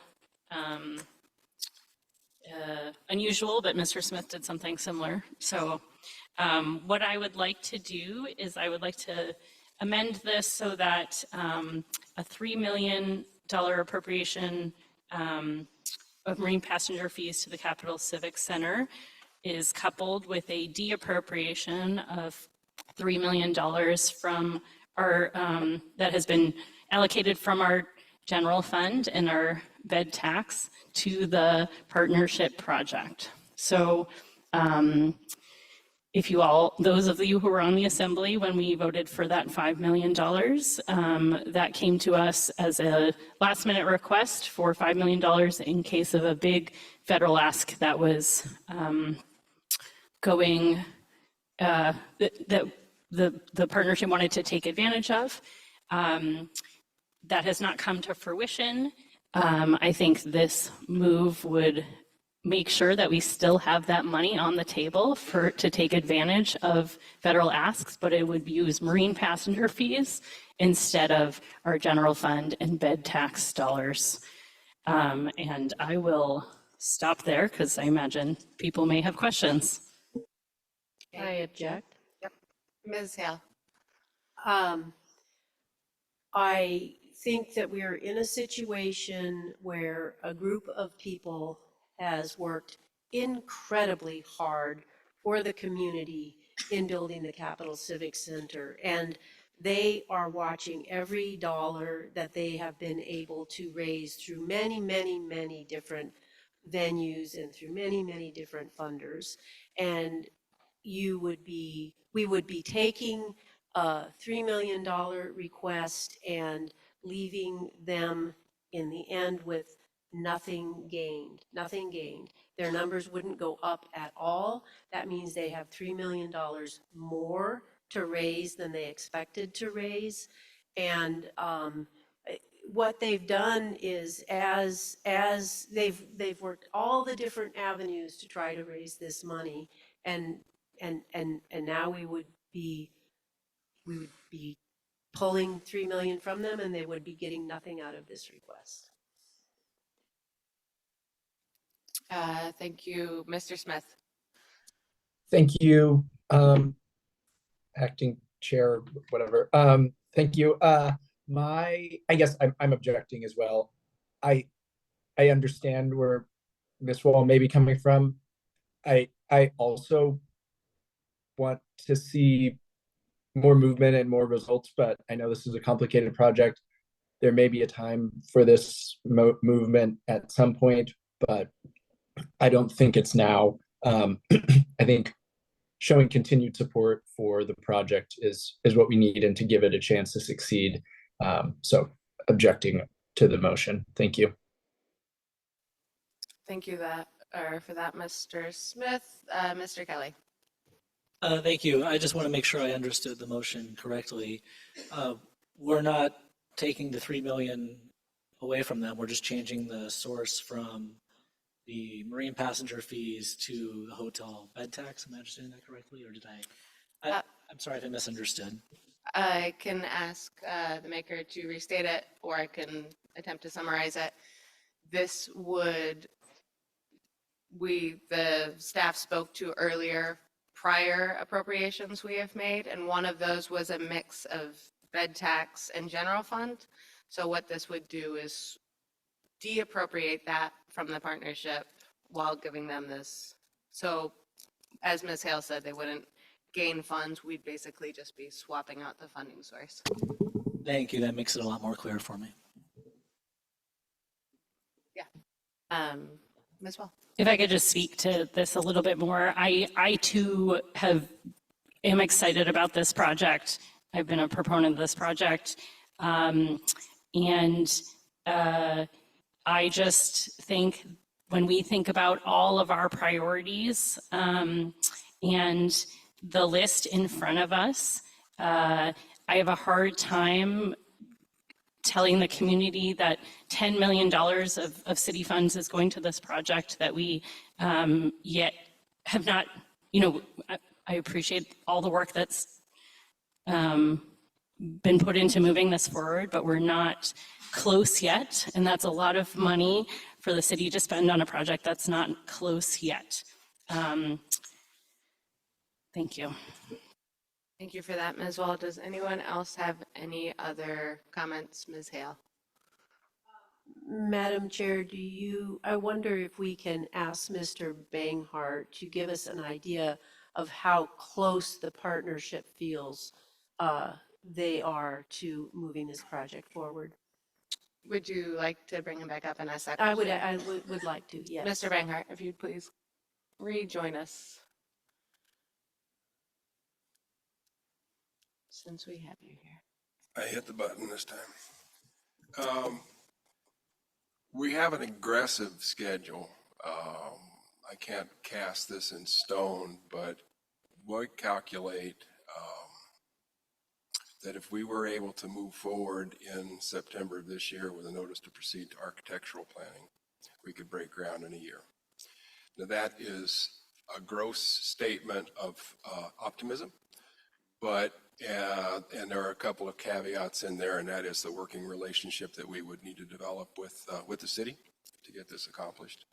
It's a fairly complex project in terms of it being we're proposing a public-private partnership to see this forward, because if our funding structures prevail, it'll be about a 3-to-1 match for what city monies would be there and for what monies we would bring in from other sources.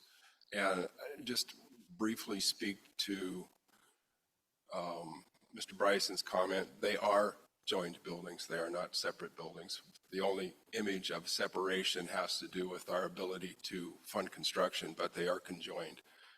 We heard the community last year, year before last on that, and we made every effort to make sure these buildings are joined at the hip. So they are not separate in any way. But that's where we're at with the construction project at this point. Thank you, Mr. Banghart. Mr. Bryson, did you have a question or, okay, Yeah. go ahead. Man, I'm just asking dollars to donuts here. How many millions do you have, and how many millions is the estimated total? What's our gap right now? We feel like we have all things in balance. We have around $23 million accounted for, and we have about $22 million to seek. So Follow up. So you have roughly half the money that you need for this We have, project? if everything falls into place over the next 3 months, yes, we will have about half the money. Thank you. Any other questions for Mr. Banghart while he has graciously rejoined us? Thanks. Very good. Are there any other objections or comments? I'm not seeing any, so I will just jump in at the very end here and speak to my support of this. I think it is a really, really tough one. Ms. Hale is correct in saying that they came with an ask because they're trying to increase their numbers, and this does not leave them with an increased balance. This changes nothing from what they had when they came in here. It is hard for me because I support this project personally. I've, donated funds to it personally. I have people I consider dear friends who have put a lot of work, blood, sweat, and tears into this project, trying to move it forward. And at the same time, I voted against tying up the $5 million as match when we made that vote in the past, because knowing some of the most basic needs we have at the city with childcare, housing, a hospital that's struggling financially and may need to cut services, a school district that's criminally underfunded by the state, it's very hard for me to figure out where a project like this falls when I see such basic needs. And because they, through their hard work, were able to secure CLIA's blessing to use these funds, I personally would be comfortable freeing up those city resources, so I will support this motion. Ms. Wendell, will you please call the question? On the amendment to couple the $3 million appropriation of passenger fees with a $3 million de-appropriation of general funds and hotel bed tax that have previously been appropriated to the project. Assemblymember Wall, Yes. Assemblymember Hale, No. Assemblymember Smith, No. Assemblymember Kelly, No. Assemblymember Atkinson, Yes. Assemblymember Bryson, Assemblymember Wahal Gadak, No. Acting Chair Hugh Scandies. Yes. Could you repeat that? Yes. Thank you. Motion fails, 4 ayes, 4 nays. Thank you, Ms. Wendell. I'll repass the gavel.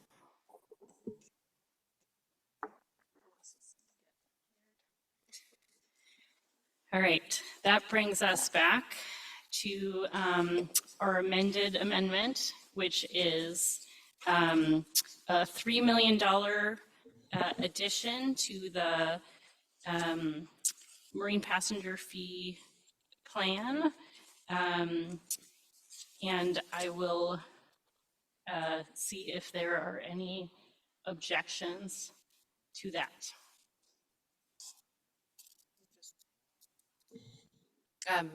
Objection for just one quick question or Yep, ask yep. for a restatement.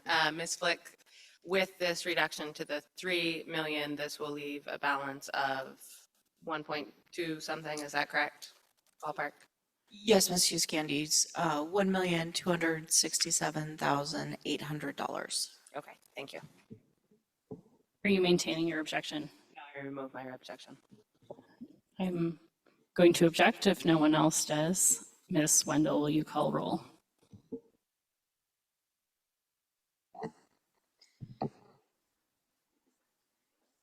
Thank you, Chair Wall. On the amendment as amended to move $3 million from the Marine Passenger Fee Fund for the Capital Civic Center.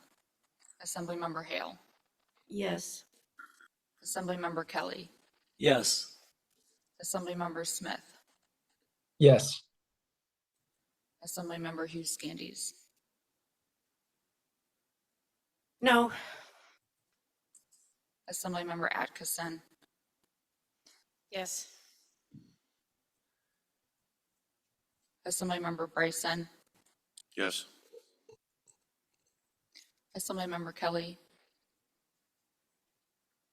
I think you already called me. apologies. Oh,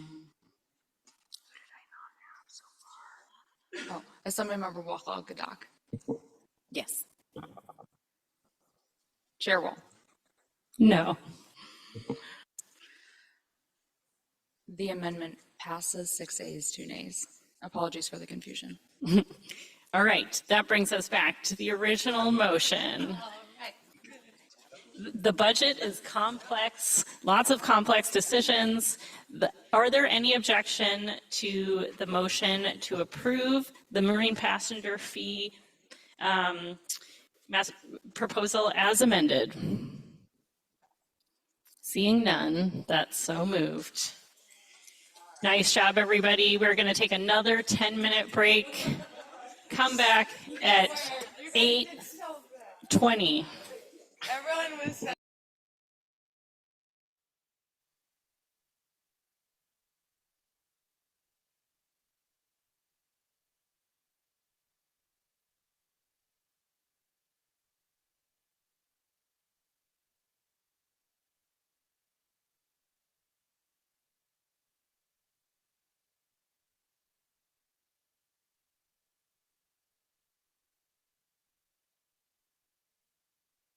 All right, I'm bringing the Finance Committee meeting back to order, which brings us to the school district budget. So we have already provided direction to fund to the cap, and so we have a few items on the pending list right now. So we will move to the pending list that we will be discussing.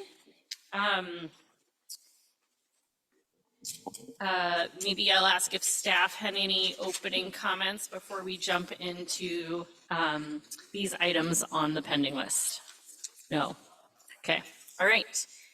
So what I am going to do is I'm going to ask Ms. Hale to make us a motion relating to the first pending list item, which is funding outside of the cap. And we will go from there. Ms. Hale. Thank you, Madam Chair. I move item number 1 on the pending list. I move that we approve item number 1 on the pending list. And if I may speak to that briefly, and please correct me if I'm wrong, this is funding outside of the cap, and it's just normal. We do this frequently. So that's what this dollar amount is. Thank you. Thanks, and it's actually less than it was in FY24. You can see there $235,000 less. So it, woo. Mr. Smith, I saw your hand.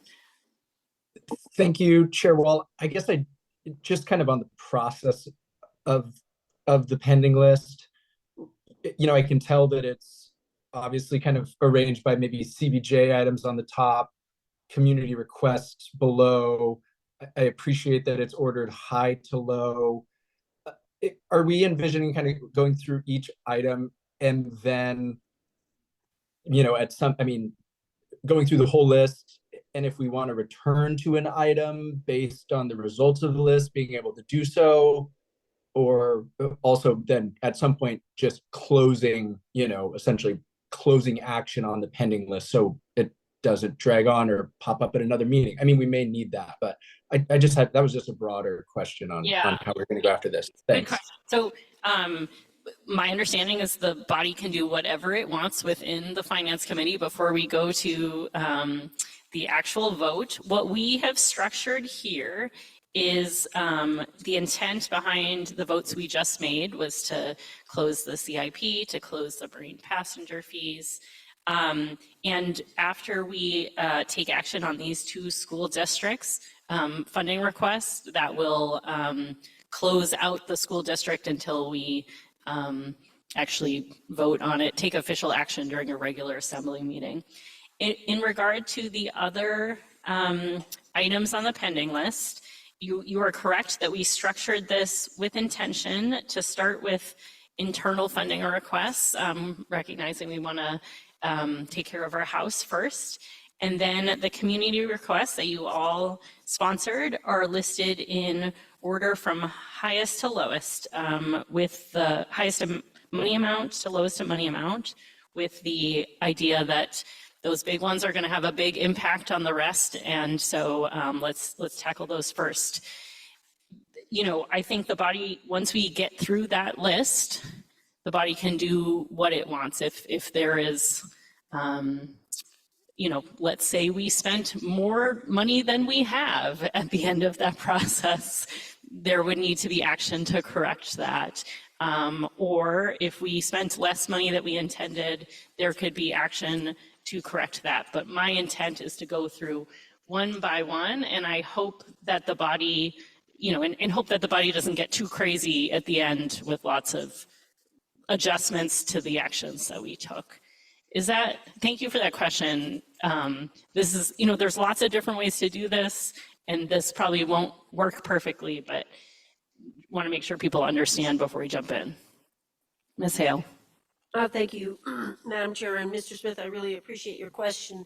You know, at some point, very quickly, I am hoping we can get that spreadsheet up on the screen so that we can see the results of any actions that we do take. And I don't know that we need it right now because we're dealing with the school district budget, but quickly.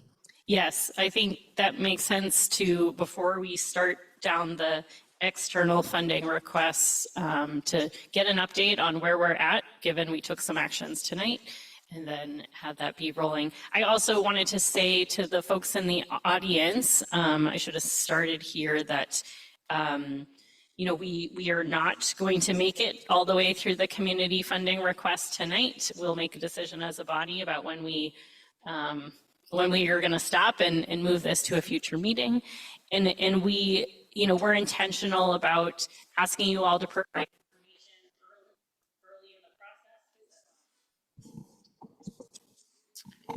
our intent was to make sure that we got the information that we needed from you early in the process, that we had a chance to ask follow-up questions, and we won't be bringing folks up to answer more questions. And so you all are definitely welcome to stay in case your item comes up and you want to watch what happens, but just wanted to make that clear that we don't yet know when we're going to get to your request.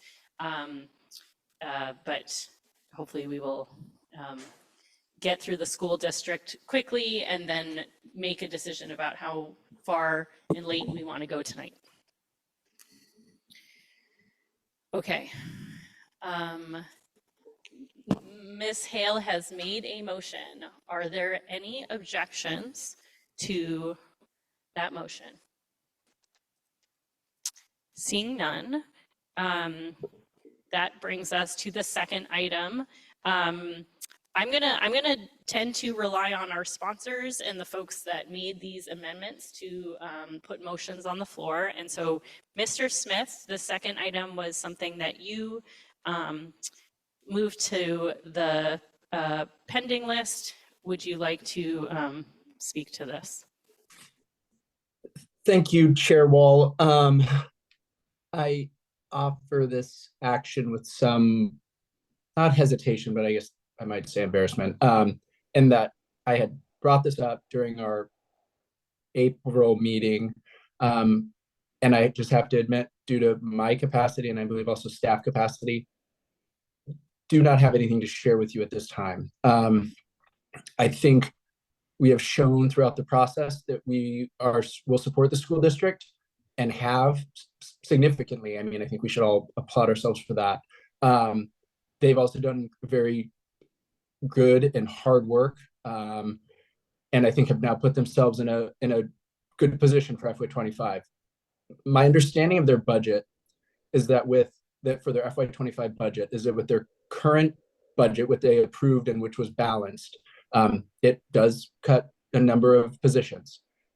My understanding, however, is if the state of Alaska provides either a BSA increase of $680, which at this point seems unlikely, or an equal amount in one-time funding, that they will no longer, it will be very close to either not having a deficit or a slight overage. I have to apologize for not having the perfect math. And from what it seems like, there's agreement in the legislature on that, and that the governor has also indicated his willingness to support that level of funding. I am still, of course, concerned if there is an agreement in the legislature or the governor does cut it, make a veto. But and hopefully have not lost credibility or just sound like a broken record, and that if that happens, we can come back and make a supplemental appropriation should the body decide to prevent layoffs or other potentially negative consequences to the school district and their staff, should they not receive additional funding or very much additional funding from the state. So my motion is to remove this from the pending list with, again, not an empty promise that we will see what happens with the state budget and their funding there in June and can assess whether or not we need to provide additional support or not. But I think for just the sake of the pending list and our ability to just kind of move through and close the books on some of these things, I would move to remove this item from the pending list. Thank you, Mr. Smith. Any objections to that motion? Mr. Kelly. Thank you. Objection for the purpose of a question. I think this can come from any staff, maybe specifically directed to the attorney. If we did decide to come back with a supplemental appropriation, let's say that the state did not fund education to the amounts that we might expect, how long would any additional appropriation take to go in effect? Would it be like the standard process, introduction, and we vote on it at a subsequent meeting, and then it takes another 30 days to take effect?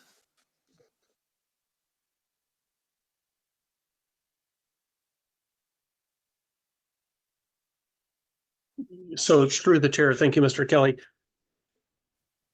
I have a little bit of hesitation because I don't quite know when we'll have definitive answers from the legislature and the governor in terms of what the governor does. But for our process, we have time. So there would be enough of an appropriation to get the school district through a significant portion of the school year. And so we would have time to evaluate what the assembly and the school district thinks might be helpful. It would simply require an introduction of an appropriating ordinance and then passage at public hearing because it's effective immediately due to it being an appropriation ordinance, or you could extend the effective date out. So I think there's lots of time for both the assembly and the school board to evaluate what the alternatives are.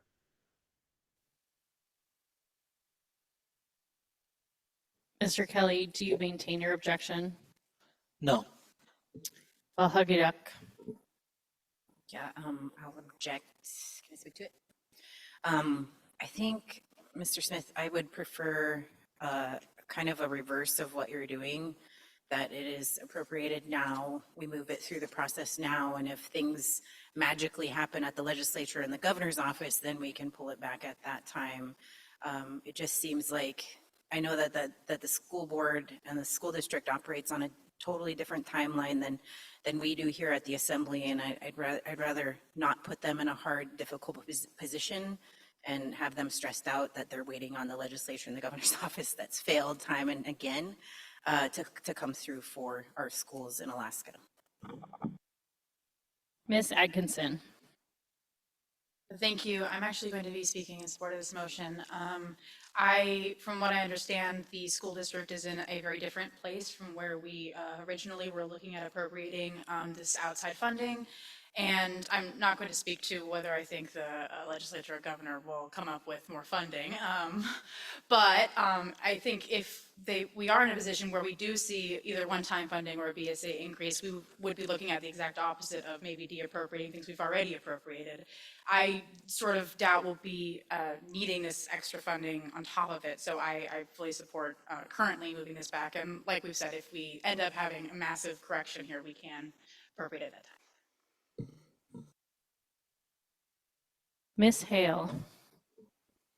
Thank you, Madam Chair. I will also speak in favor of Mr. Smith's motion. I think that we all on the Assembly are looking at this pending list and looking at our available fund balance and trying to figure out how to marry those two up, and it's going to be hard. And I think that that available fund balance is significantly lower because of appropriations, extra appropriations that we have made for the school district.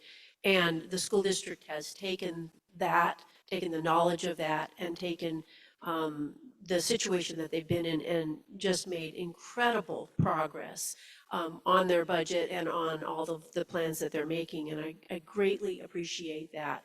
But I think it's really important, as we were trying to do in the last item that we talked about, we have a lot of different things to balance, and we have a lot of different needs to balance. So what this assembly has demonstrated is that they are cautious about funding and about depleting the fund balance. So I'm certain that there will be fund balance remaining should we need to appropriate that money in the future. Mr. Kelly. Thank you. A question for the maker of the motion. I just wanted to confirm that initially when you brought this up to put it on the pending list, it was conditional on the school district not receiving the $680 increase. Yeah, thanks, Assemblymember Kelly. It was going to be conditional on the funding amount received by the district from the state. So yes, you are correct. It was going to be a conditional item.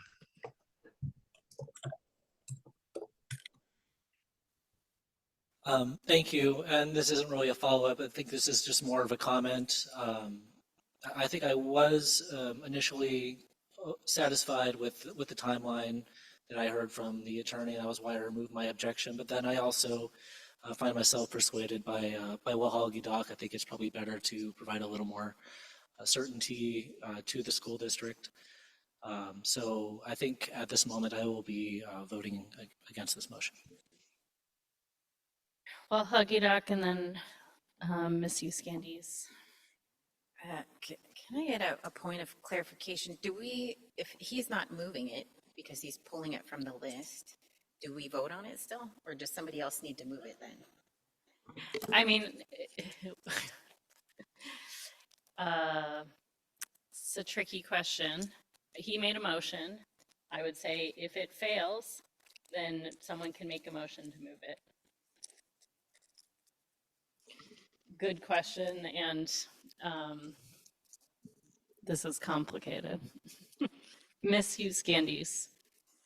Thanks, Madam Chair. I didn't expect that we would still be talking about this one in particular, so I'm a little bit shocked. I will just say that remembering when Mr. Smith added this to the pending list back when we were still talking to the school district and back when they were waist deep in their hard decision-making process, I think it's evident that the assembly will do what it can to support the school district. I think the school district knows that. I think the city can move quickly when it needs to.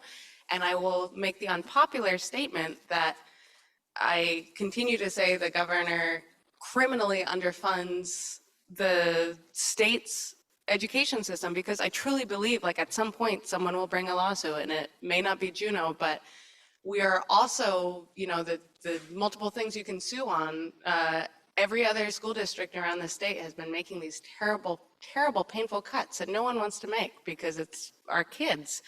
But also, when we look at all the needs that we have to balance, probably at some point we would hit a limit where we would say, this is how much we can support the school district, and then no more if we are also going to pave the roads and have flashing water. So I just want to put that in our heads as well, because they are in a terrible situation, but so is every other school district in the state. And I just don't want us to lose sight of that. So I think we can move quickly. I'm very comfortable taking this off the list now. And I think our school district and our superintendent knows we will support them as we can. Ms. Wendell, we have a motion and we have an objection. Will you call roll? Madam Chair. Pardon me. I guess I'd actually just like a brief at ease, if you would mind.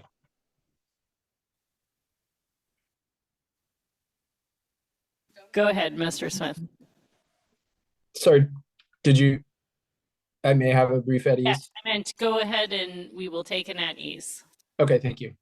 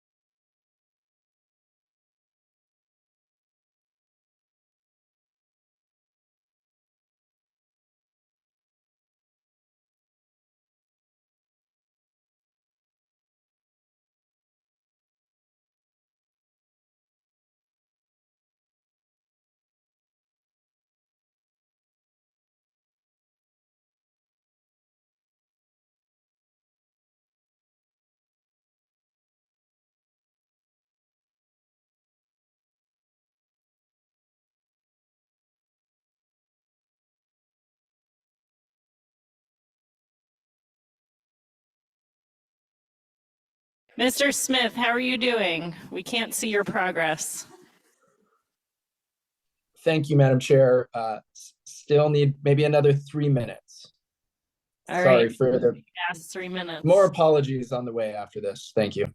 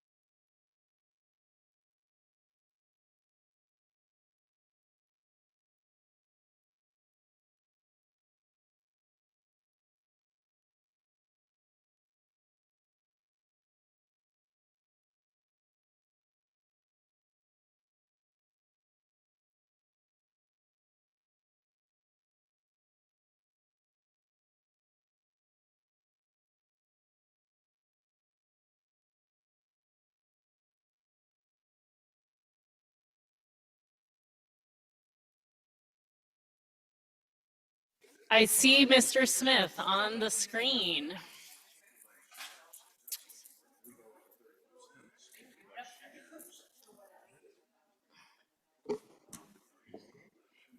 Yes, I'm All back. right, I am calling us back to order. If I called us out of order, I'm not even sure.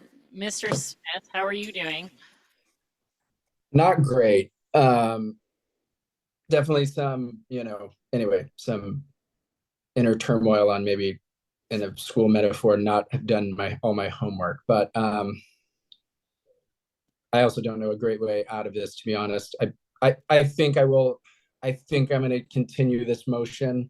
Or well, I guess to withdraw the motion, I guess. And I think we can see what happens. We can we can react quickly should, should funding from the state fall through. Definitely concerned about, impacts to staff that may leave. I'm hoping that the superintendent and others in the room from the district can try their best to reassure staff who may be considering leaving just due to the, funding uncertainty, that I think that Assembly is willing to step in and support the district should the state not do it. So anyway, some reluctance, but I think trying to find a way forward, I think I will continue with my motion. And again, apologies to you, Madam Chair, and the body for kind of throwing this in again for a failing on my part. So apologies for the disruption, and thank you for the patience and understanding. It's okay. This is hard. We're working our way through it as a body. We have a motion on the table and an objection. Ms. Wendell, will you call roll? Oh, yes. Will you repeat the motion for us, please? Absolutely, Chair Wall, thank you. On the motion to remove pending list item number 2, Assemblymember Smith, Yes. Assemblymember Wachlaw Gadak, No. Assemblymember Bryson, Yes. Assemblymember Hale, Yes. Assemblymember Hughes Scandies, Yes. Assemblymember Kelly, No. Assemblymember Atkinson, Yes. Chair Wall. Yes. Motion passes 6 ayes, 2 nays. Ms. Hale. Thank you, Madam Chair. I move ordinance 2024-02 to the full assembly, and I ask for unanimous consent. Any objections? Seeing none, that is so moved. All right, that puts a pin in our school district, or not a pin, whatever, a bow, ties a bow around our school district part of this budget until we get to a regular assembly meeting. The next item on the pending list, we have already taken action on, the one in green. So that brings us to number 4, which is Eagle Crest Independent Analysis of Revenue Projections. We'll go this one and then we will load up our progress on the screen. I believe Ms. Hughes Scandies made this motion, so I will ask her to make us a motion to move us forward. Thank you, Chair Wall. I would move that the Finance Committee fund pending item list number 4, $50,000 for the Eagle Crest Independent Analysis of Revenue Projections. And just as a reminder to everyone who is seeing the amount in green, just to give you continued surety, we are not done with the Eagle Crest piece exactly either, but this was an important part of figuring out what that right loan number is. And so the $518,000 general fund loan was to get them started, and then we will evaluate based on their request, which was for more, and we will get more information with that analysis. So I would ask for unanimous consent on that one, which we already discussed.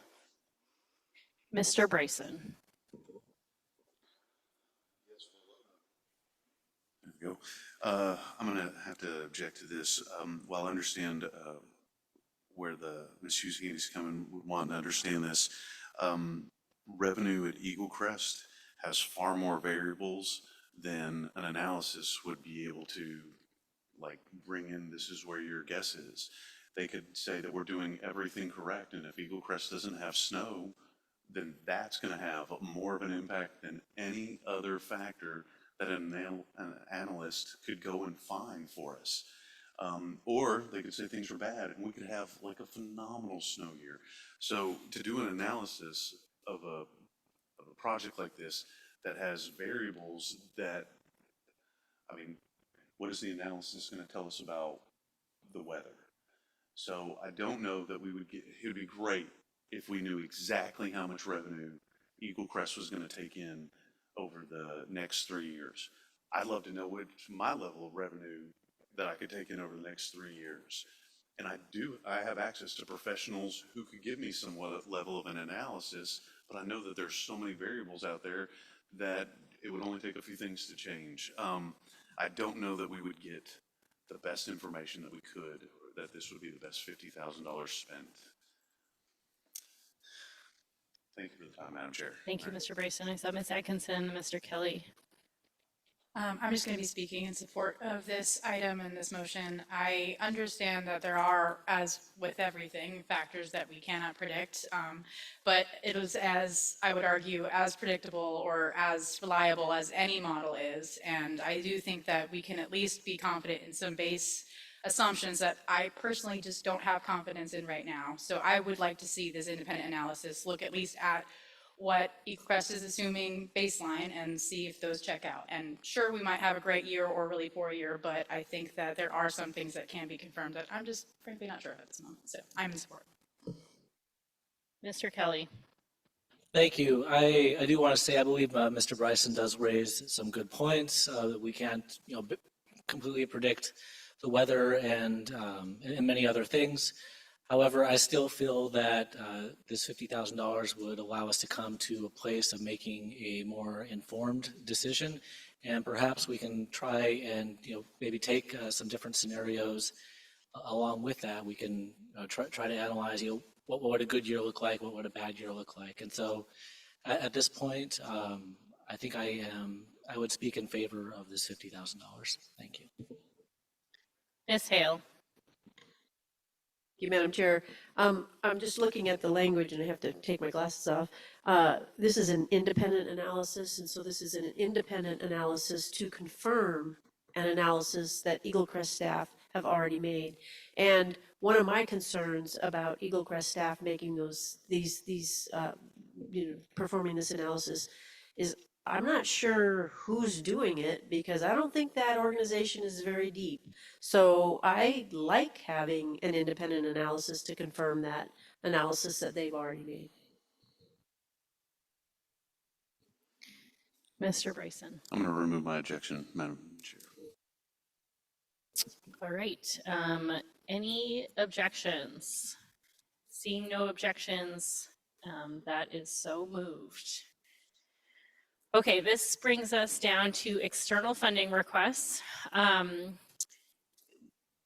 want to check in with the body on where we're at. We had a agreement to try to be done by 9:30 as the agreement. Are you guys down to continue to plug through until 9:30? And at 9:30 we can check in on where folks are at? All right. If I could ask staff to pull their numbers up on the screen, maybe give us an update on where we are at in terms of our decisions and our fund balance.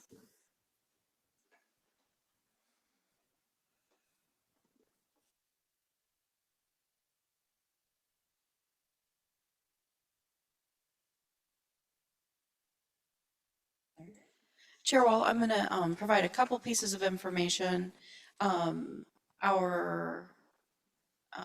Your decisions thus far have resulted in Ms. Flick, we are going to need a more zoomed in view. A bigger screen, please. We will. A new city hall, please. Yes. So your decisions so far have resulted in a reduction to your fund balance of $1,142,200.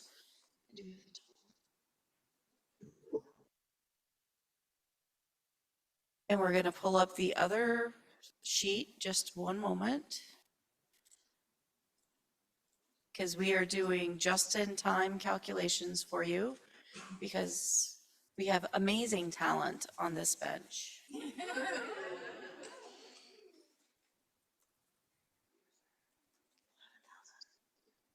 Okay. My apologies. With the decisions made thus far, your current fund balance, unrestricted fund balance, $11,182,528. Thank you for that, Ms. Hale. Thank you, Madam Chair. I wonder if, and I don't know if this is doable, but I am just wondering if it's possible to get a sense of the assembly for how much fund balance we want to have left before we start on this process. These conversations can and do can get heated and have gotten heated in the past. And if we had some kind of sense what we're trying to shoot for, because that's not very much money, and we have a really long list of requests. So I think that would be helpful to me. I know that numbers have been floated between the $6 and $9 million range, and I'd really like to kind of get sort of close to that, figure out where we're at. Thanks, Ms. Hale. I think that's perfectly reasonable to do around the table right now. If you all really don't know the answer to that question, that's a fine answer. But if you have if you choose a number tonight, it can change in 2 weeks. But I think I agree with Ms. Hale that, you know, that's just helpful to know. We're not going to pick a policy tonight, but if folks don't mind going around, we'll do that. Mr. Bryson, and then we'll circle the room. And I'd say please keep it short, maybe your number. I've been giving a lot of thought about this because figured out if we knew how much fund balance we wanted to spend, it would actually speed up. 7.5 was a number that I really like because it's not the bottom of 6, which is the lowest that we would be advised to go to. It gives us a little bit of room, and we could even still have something happen and still not be approaching that 6. If everybody's feeling very conservative and we need to go to 9, I'll probably be okay with that. But that 7.5, I thought we could have the most answers for the community, and it leaves us a cushion without hitting too far to the base 6 that we're advised to not go below. Thank you. Thank you, Mr. Bryson. Thank you, Madam Chair. I will keep this really brief. I did that. I think that's a great question. That's where I approached it from. I confirmed the 6 to 9 number with Ms. Flick. I actually was doing my math around a 9.5, knowing that Assembly members were interested in trying to provide tax relief. And so I was on the more conservative side of what I wanted to end up left with, knowing that the mill rate will play into this, and there's a whole lot of moving pieces. I think I'm probably close in the ballpark to Mr. Bryson. You know, to me, this is our general fund is an opportunity fund. It's not an emergency fund. We have something else for that. But this is so that when needs come to us in 6 months, we can pay them. So I'd be comfortable with ballpark, Mr. Bryson, maybe a little lower. Yeah, ditto what you said, Madam Chair. I feel comfortable at 7.5. I'd probably feel comfortable at 7 even. I am about the same. I get a little nervous if we get below 7, but I'd rather keep it around 7.5 or 8. I think I'm feeling about the same as everybody else, tending to be a little bit more conservative with what we keep in the balance. I think 7.57 to 7.5 sounds good to me. And I also want to, if I may ask a question of Ms. Uscandi's, the conversation about tax relief and mill rate reduction, since we're talking about fund balance that we actually have, I mean, there are ways that a mill rate reduction could play into it. For example, one thing that I thought of is part or all of that 1.1 million for Juneau School District funding being considered one-time funding. So if we took half of it and considered it one-time funding, then that could affect the mill rate. But otherwise, you know, for example, the debt service mill rate, that doesn't play into the fund balance. So I'm not quite sure what we're talking about there.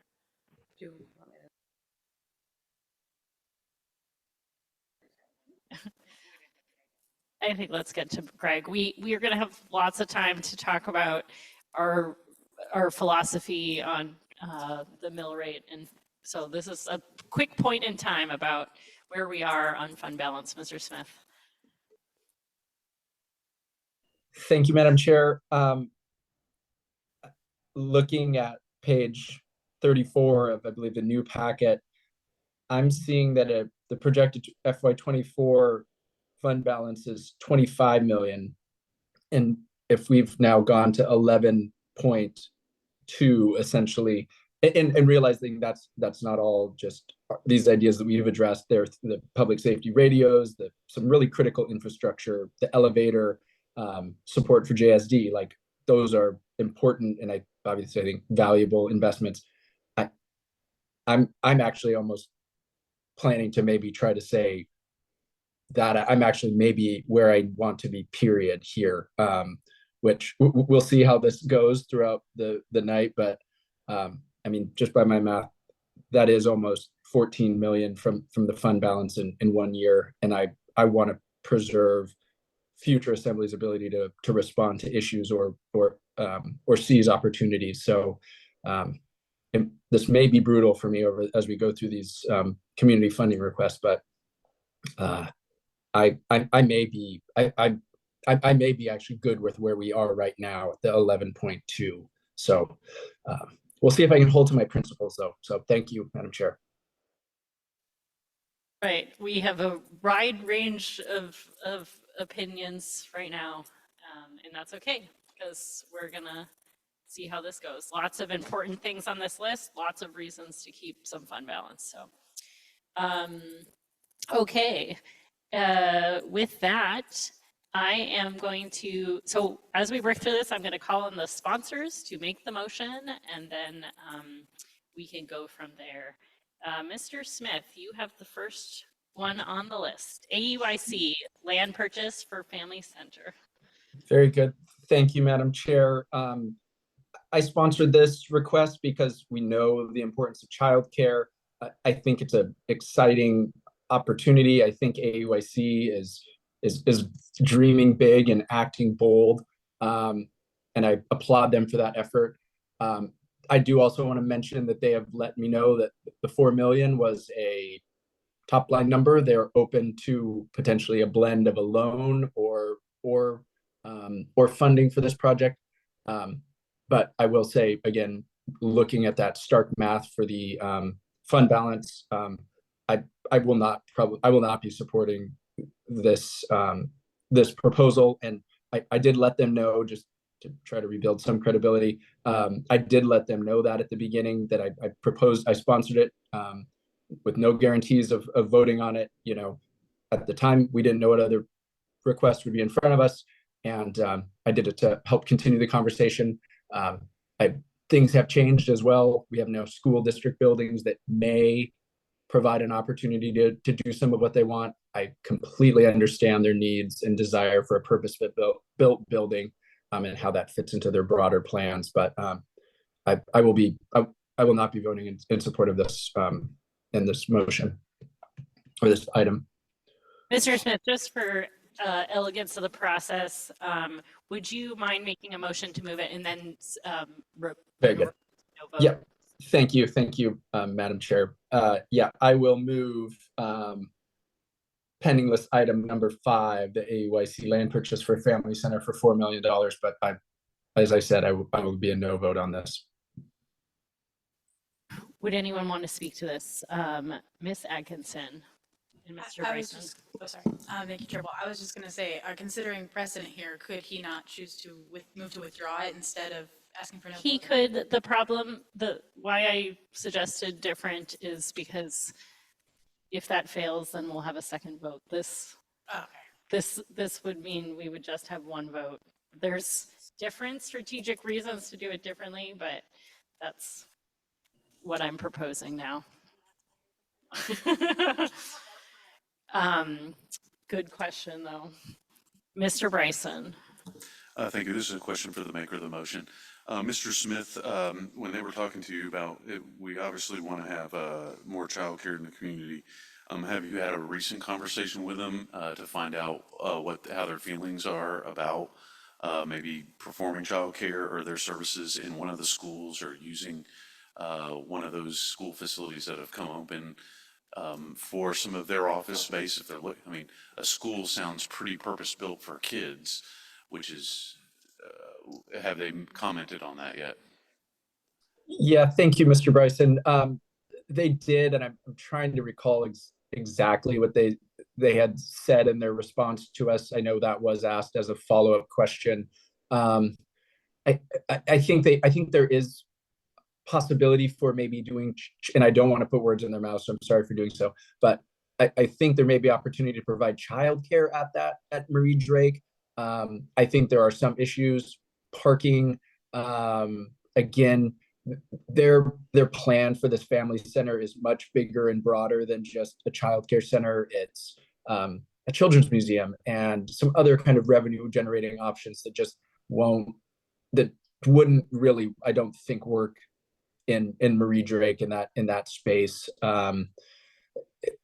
And again, yeah, so I think they are looking at it. They're open to it, but again, their desire is for a purpose-built facility to help them kind of achieve their broad and bold goals. So thank you.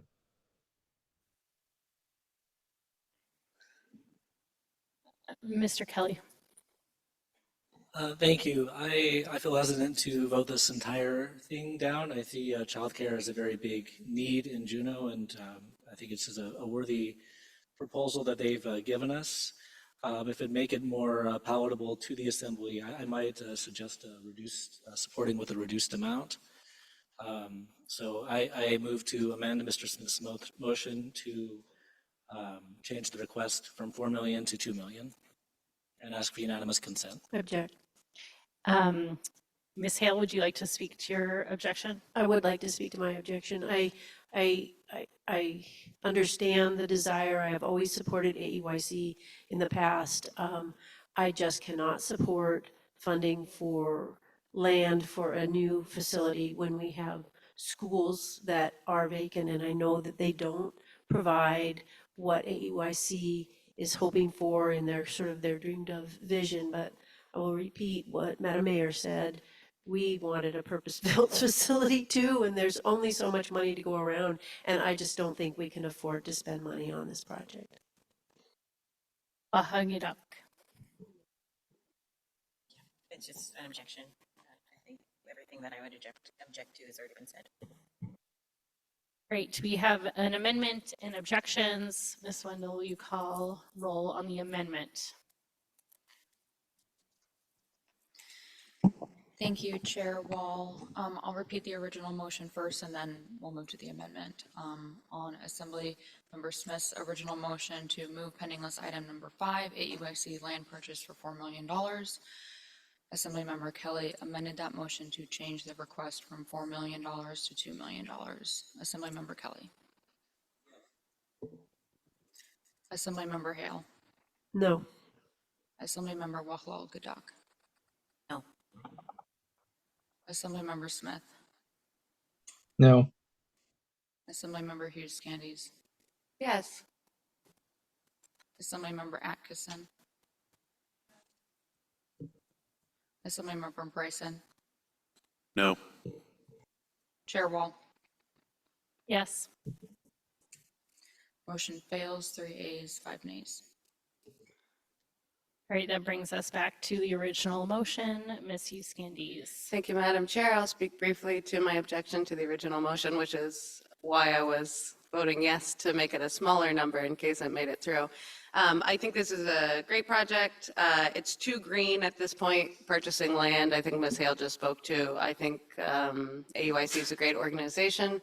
Bless you. You will see a really I will try to be very disciplined throughout this process. I had a very narrow metric that I used, and so while childcare is a real need, I don't think that this project is far enough along to warrant this level of investment in it. And I will continue to look for other ways to work with AUIC. So I will be a no vote. Any other comments on the motion to approve $4 million for the AUIC land purchase? So seeing none, we have a motion and I'm not, oh, we have an objection. Sorry, we have objections. Will you call roll? Thank you, Chair Wall. On the motion to approve pending list number 5 for AYC land purchase for $4 million, Assemblymember Smith, No. Assemblymember Hughes Scandies, No. Assemblymember Kelly, No. Assemblymember Hale, No.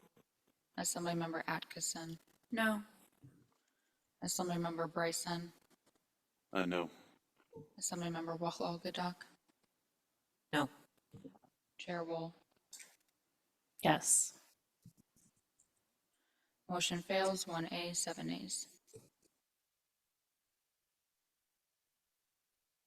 All right, that brings us to item number 6, Juneau Community Foundation, build housing for homeless low-income populations. This has 2 sponsors, Mr. Bryson and Ms. Hale. I will let you duke it out who wants to make the motion. Madam Chair, if I may. So I was really excited about this. I know it's the largest number outside of the school district that we're going to be looking at now that we've gotten past AYC. We've spent a tremendous amount of time on the Affordable Housing Fund, and we've gotten millions through the Affordable Housing Fund, and housing is being developed. This group would be able to have housing just focusing on the most affordable levels of housing, which requires different subsidies, because if it costs $300 a square foot to build housing, it costs $300 a square foot to build housing. I supported this because I saw this as a way to get money into the community where they would have opportunities or be able to take advantage of opportunities to buy that low-cost housing when those opportunities come up. We would essentially be duplicating our work and getting twice as much housing for the money and having another organization like do the legwork for us. We need housing. This organization wants to build housing. They're focusing on the low end, the lowest end of housing, which is what we're most desperate in need of. Supporting this effort for $2 million would bring positive outcomes to the lowest economic level of population. So that's why I was a strong advocate for this. I think this is a good way to get more housing into the community. Thank you for the time. Objections? Ms. Hughes Candies. Thank you, Madam Chair.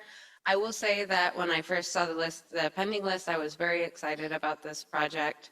I think you guys know that I want to try to keep a real focus, singular focus on housing for us, just because that's when we get things done quicker. I also, at the outset of the budget process, when I was asked if I could change one thing about the budget, said that I would put more money into the Affordable Housing Fund. So after hearing from the Juneau Community Foundation, I followed up with staff, and we recently had the chance to review our Affordable Housing Fund guidelines and what that criteria score sheet looks like and what that process is. And my problem with this project, although I think it's a great project, is that it is duplicating work that we are already doing with the Affordable Housing Fund. And I think that we would do better to put these funds into the Affordable Housing Fund, and when those projects are ready, to have them apply to the Affordable Housing Fund. There is nothing about our criteria that would mean that these projects are not equally worthy of applying and being funded through that fund. And in fact, due to the population income level that they are focusing on and their merit criteria that they set out in what they want this project to be, they will be far more competitive than many of the projects that we have already funded.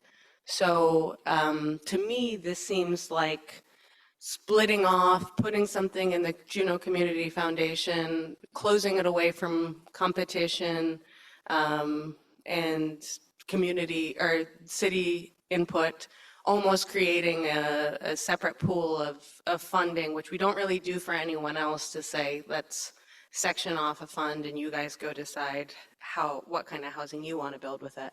So I think it's a great thing they want to do. I really applaud all the players, but I think we would do better to invite them into the process that we've already invested a lot of city time in and move these funds to the Affordable Housing Fund. So as it is on the pending list, I will be a no vote. Any other, Mr. Smith? Thank you, Chair Wall. I too am going to be a no vote on this, and not because I don't believe in this this team that works really hard to identify issues, come up with solutions, gather a bunch of money, find a small match, and just build projects and make them happen. They do that.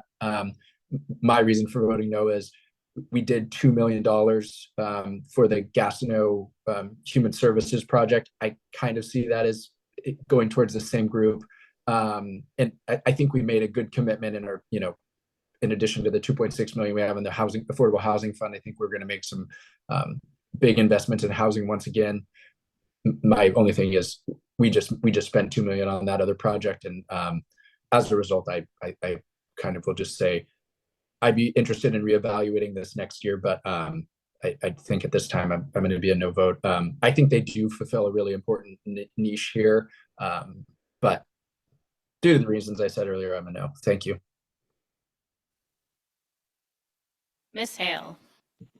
Thank you, Madam Chair. This is a really tough one. As you know, I'm a co-sponsor, and I very much believe in the work that this group of organizations does. That said, we've talked in the past about the possibility of making the Affordable Housing Fund cycle be twice a year. And I think one of the reasons that the organization, Juneau Community Foundation, cites for wanting this is the ability to be nimble, because the Affordable Housing Fund is simply not nimble. And I would be very interested in pursuing that. I think that's a good argument that Ms. Euskandis makes, but it is not a nimble fund.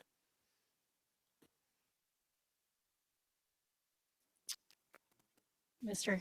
Bryson? I want to make an amendment. Go ahead. I wanted to amend the $2 million ask down to $1 million. I've heard what the Assembly saying, we want more of the control, but Ms. Hale is correct. Allowing this group to be a little bit more nimble, they could solve some low-income housing problems with $1 million. While it's not the complete answer, it kind of maybe splits the hair so that we can put more money towards the affordable housing. But we have a group that is trying to identify and work on low-income housing projects. That's what this $1 million would go for. So if you accept the amendment, go down to 1 million, and we can live with that, this group could still do some work, and we can still do what you guys are wanting to do with the Affordable Housing Fund, and we allow this group to be nimble, that we can't be. Thank you for the time.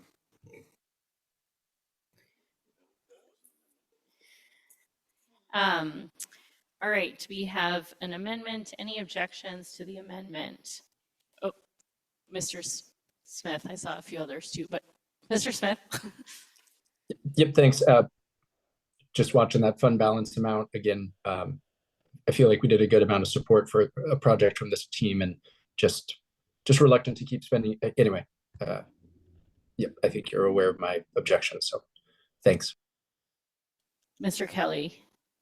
Thank you. I think I would have been in support of the full 2 million. I hear the concerns of everybody who spoke before, but I think this is a big issue in our community and something that we need to be using all of our tools to fight. Recognizing that lowering to 2 million, lowering this ask from 2 million to 1 million might make some money better than no money. I'll go ahead and remove my objection, but I would have been in support of the full 2 million.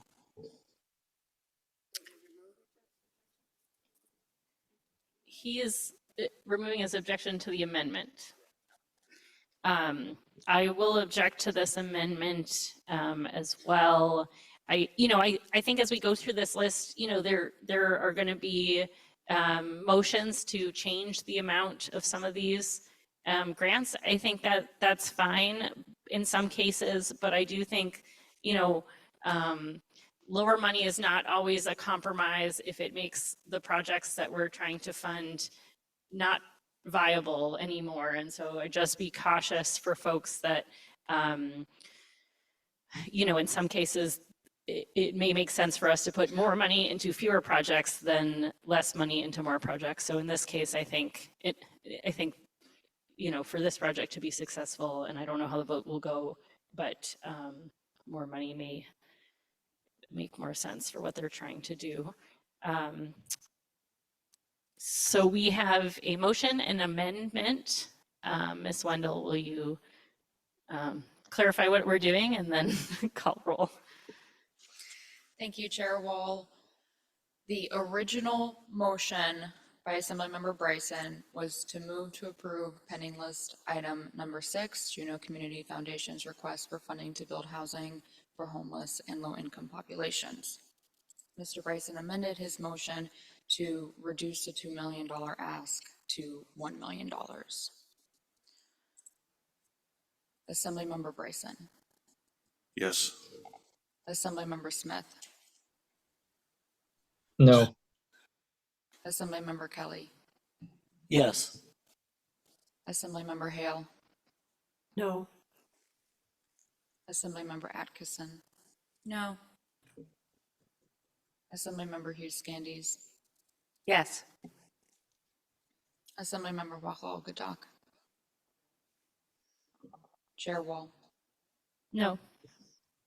Motion fails, 3 ayes, 5 nays. That brings us back to the original motion at $2 million. Ms. Hughes Scandies. Thank you very much, Madam Chair. I would just, I guess, add in closing, I will maintain my objection. I just really want to point out, I think that's a great differentiation from Ms. Hale about some of the drawbacks of the Affordable Housing Fund, but I really feel like when private developers have come to the Assembly or come to the manager's office and said, hey, we have this project, some of those were born out of the Affordable Housing Fund process, but this Assembly has demonstrated that if you're coming to us with housing, we will turn on a dime and we will be nimble to provide you with the funding you need. I think Gastineau Human Services is a perfect example of, I came into the meeting saying to the chair, how did this get on the agenda? This is completely outside of our process.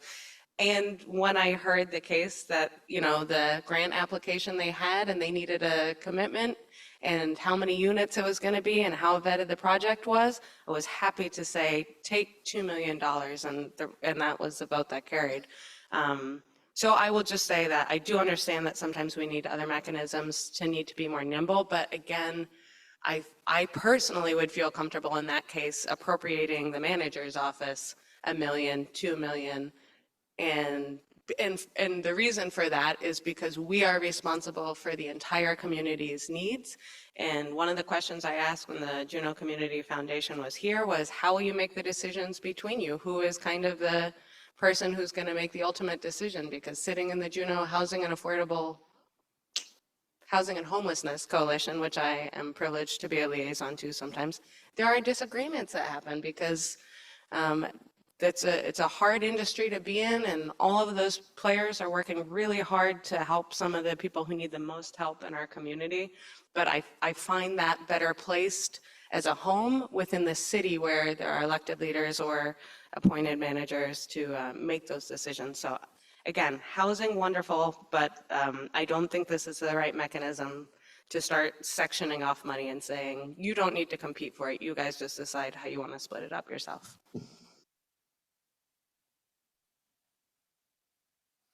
All right, we have a motion and we have an objection. Ms. Wendell, will you call roll? On the motion to approve pending list item number 6, Juneau Community Foundation's request for funding to build housing for homeless and low-income populations for $2 million.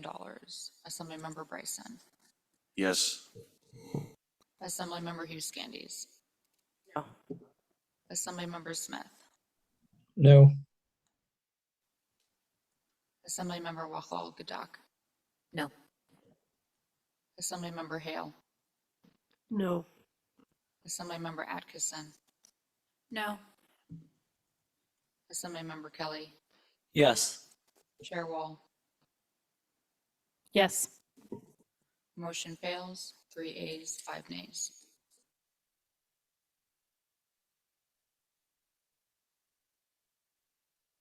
All right, that brings us to item number 7, which is a related request from the Juneau Community Foundation, which is the recurring request that was part of, Mr. Kelly. Thank you, Madam Chair. I was just going to do a time check. We are right at. Oh, yes. We are the next one because it's deeply linked to the one we just did. Let's get through that and then we can talk about where we are. This was part of a recurring request for funds associated with the other JCF request. I must admit, I don't know if not passing one negates the other. Maybe Mr. Bryson or Ms. Hale can speak to whether, or one of them can make that motion if we need to vote on it. Madam Chair, thank you.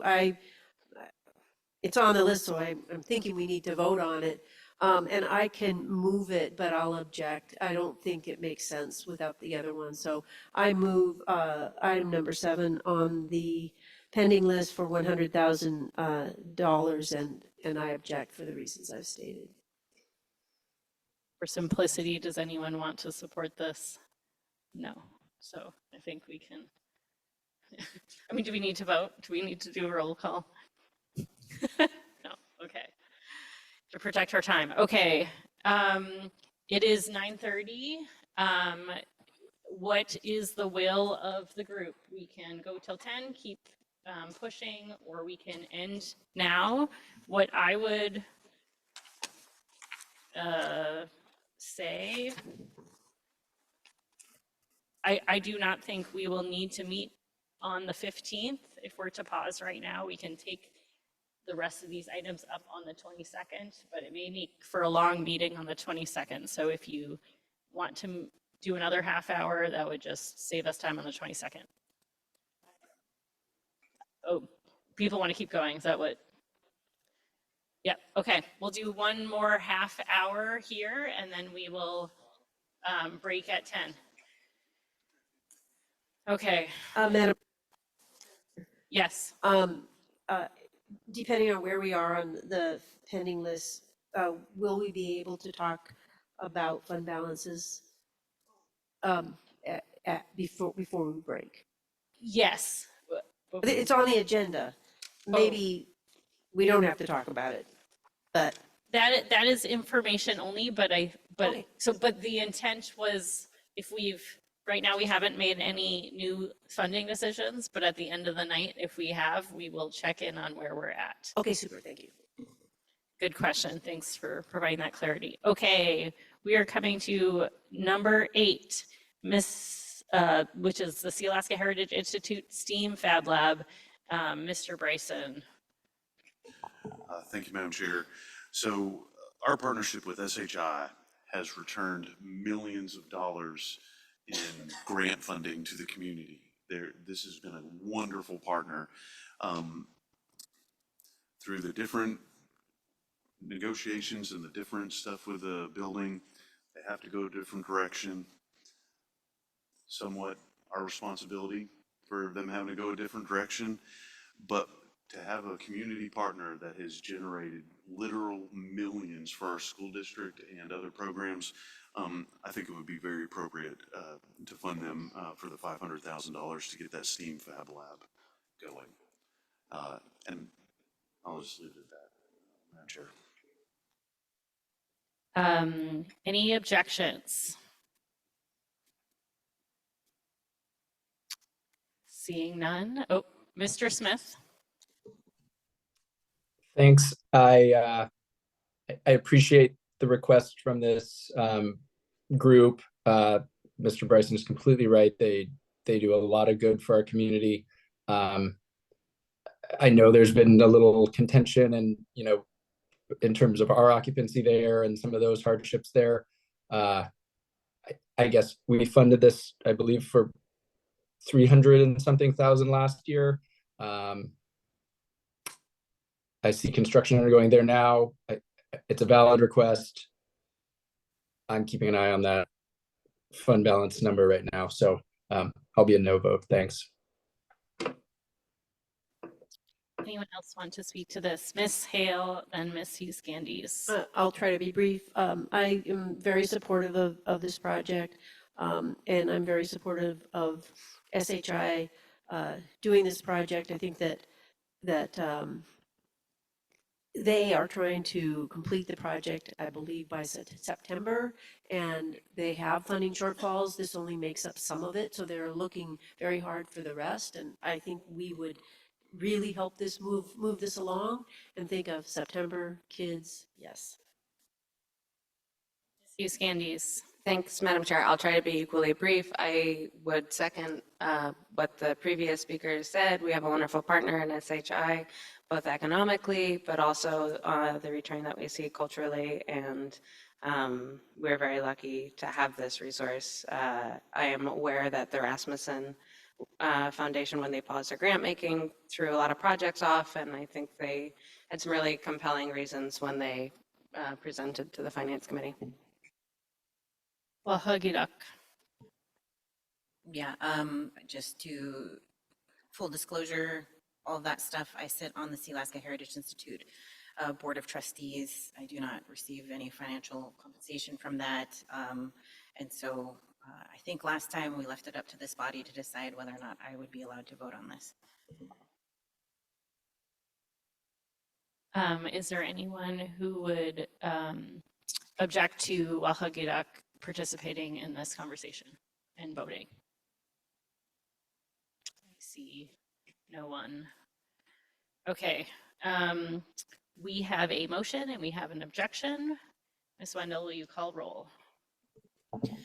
Thank you, Chair Wall. On the motion to approve pending list item number 8 for SHI's STEAM Fab Lab for $500,000. Assemblymember Bryson. Yes. Assemblymember Smith. No.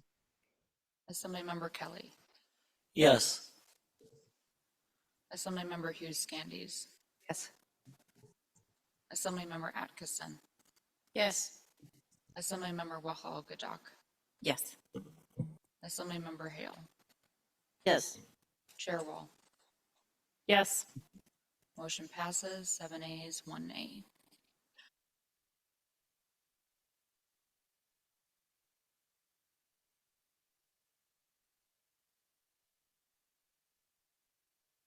Turn still.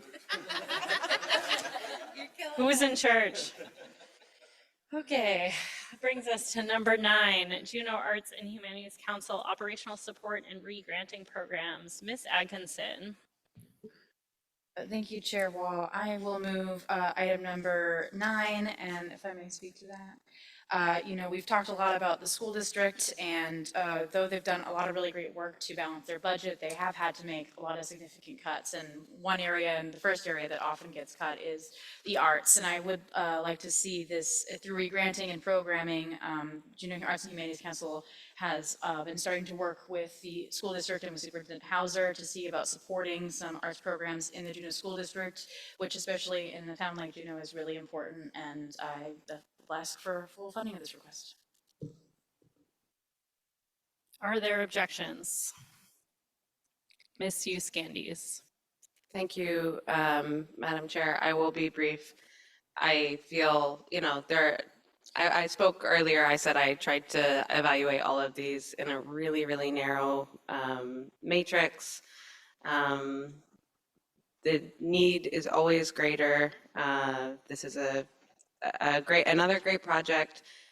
Just when evaluating this against the Assembly goals and what I had decided to evaluate community requests against, unfortunately, it leads to a lot of no's. So I will object. Mr. Smith.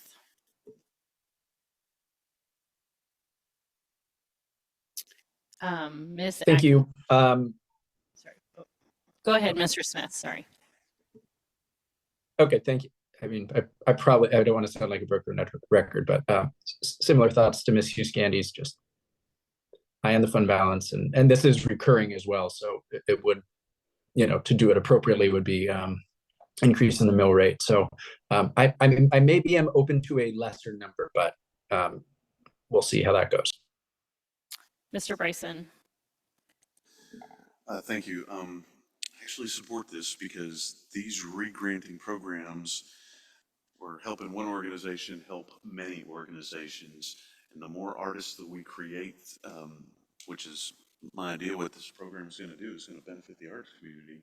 The stronger our arts community is, that's an economic powerhouse, as Juneau is like the arts gem of the Northwest. This only strengthens that. However, I am going to propose a motion, and instead of the $218,000 additional, I was going to make that $109,000 additional, cutting the extra amount in half. All right, we have an amendment. Any objections to that amendment? Ms. Atkinson. Thank you, Chair Wall. Mr. Bryson sort of got ahead of me. I was reading the room a bit. I did speak with Arts and Humanities Council folks offline, sort of anticipating this conversation.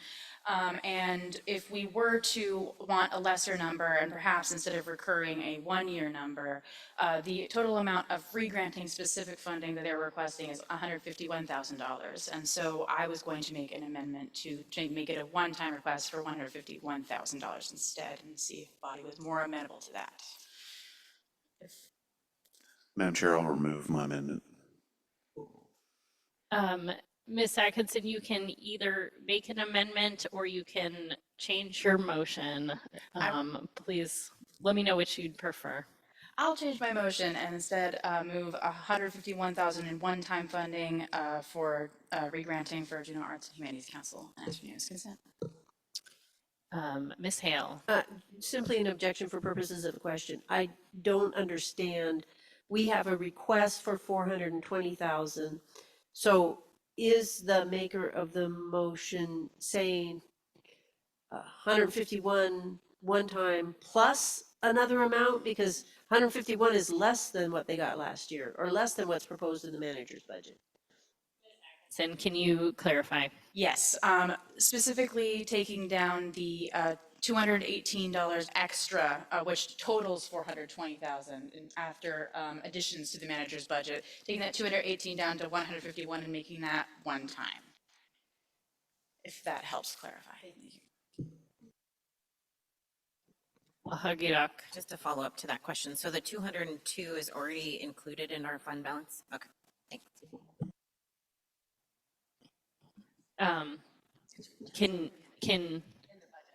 It's in the manager's budget. Go It is ahead, in- staff. It is in the 202,000 is in the manager's budget, and it is operating, it's recurring.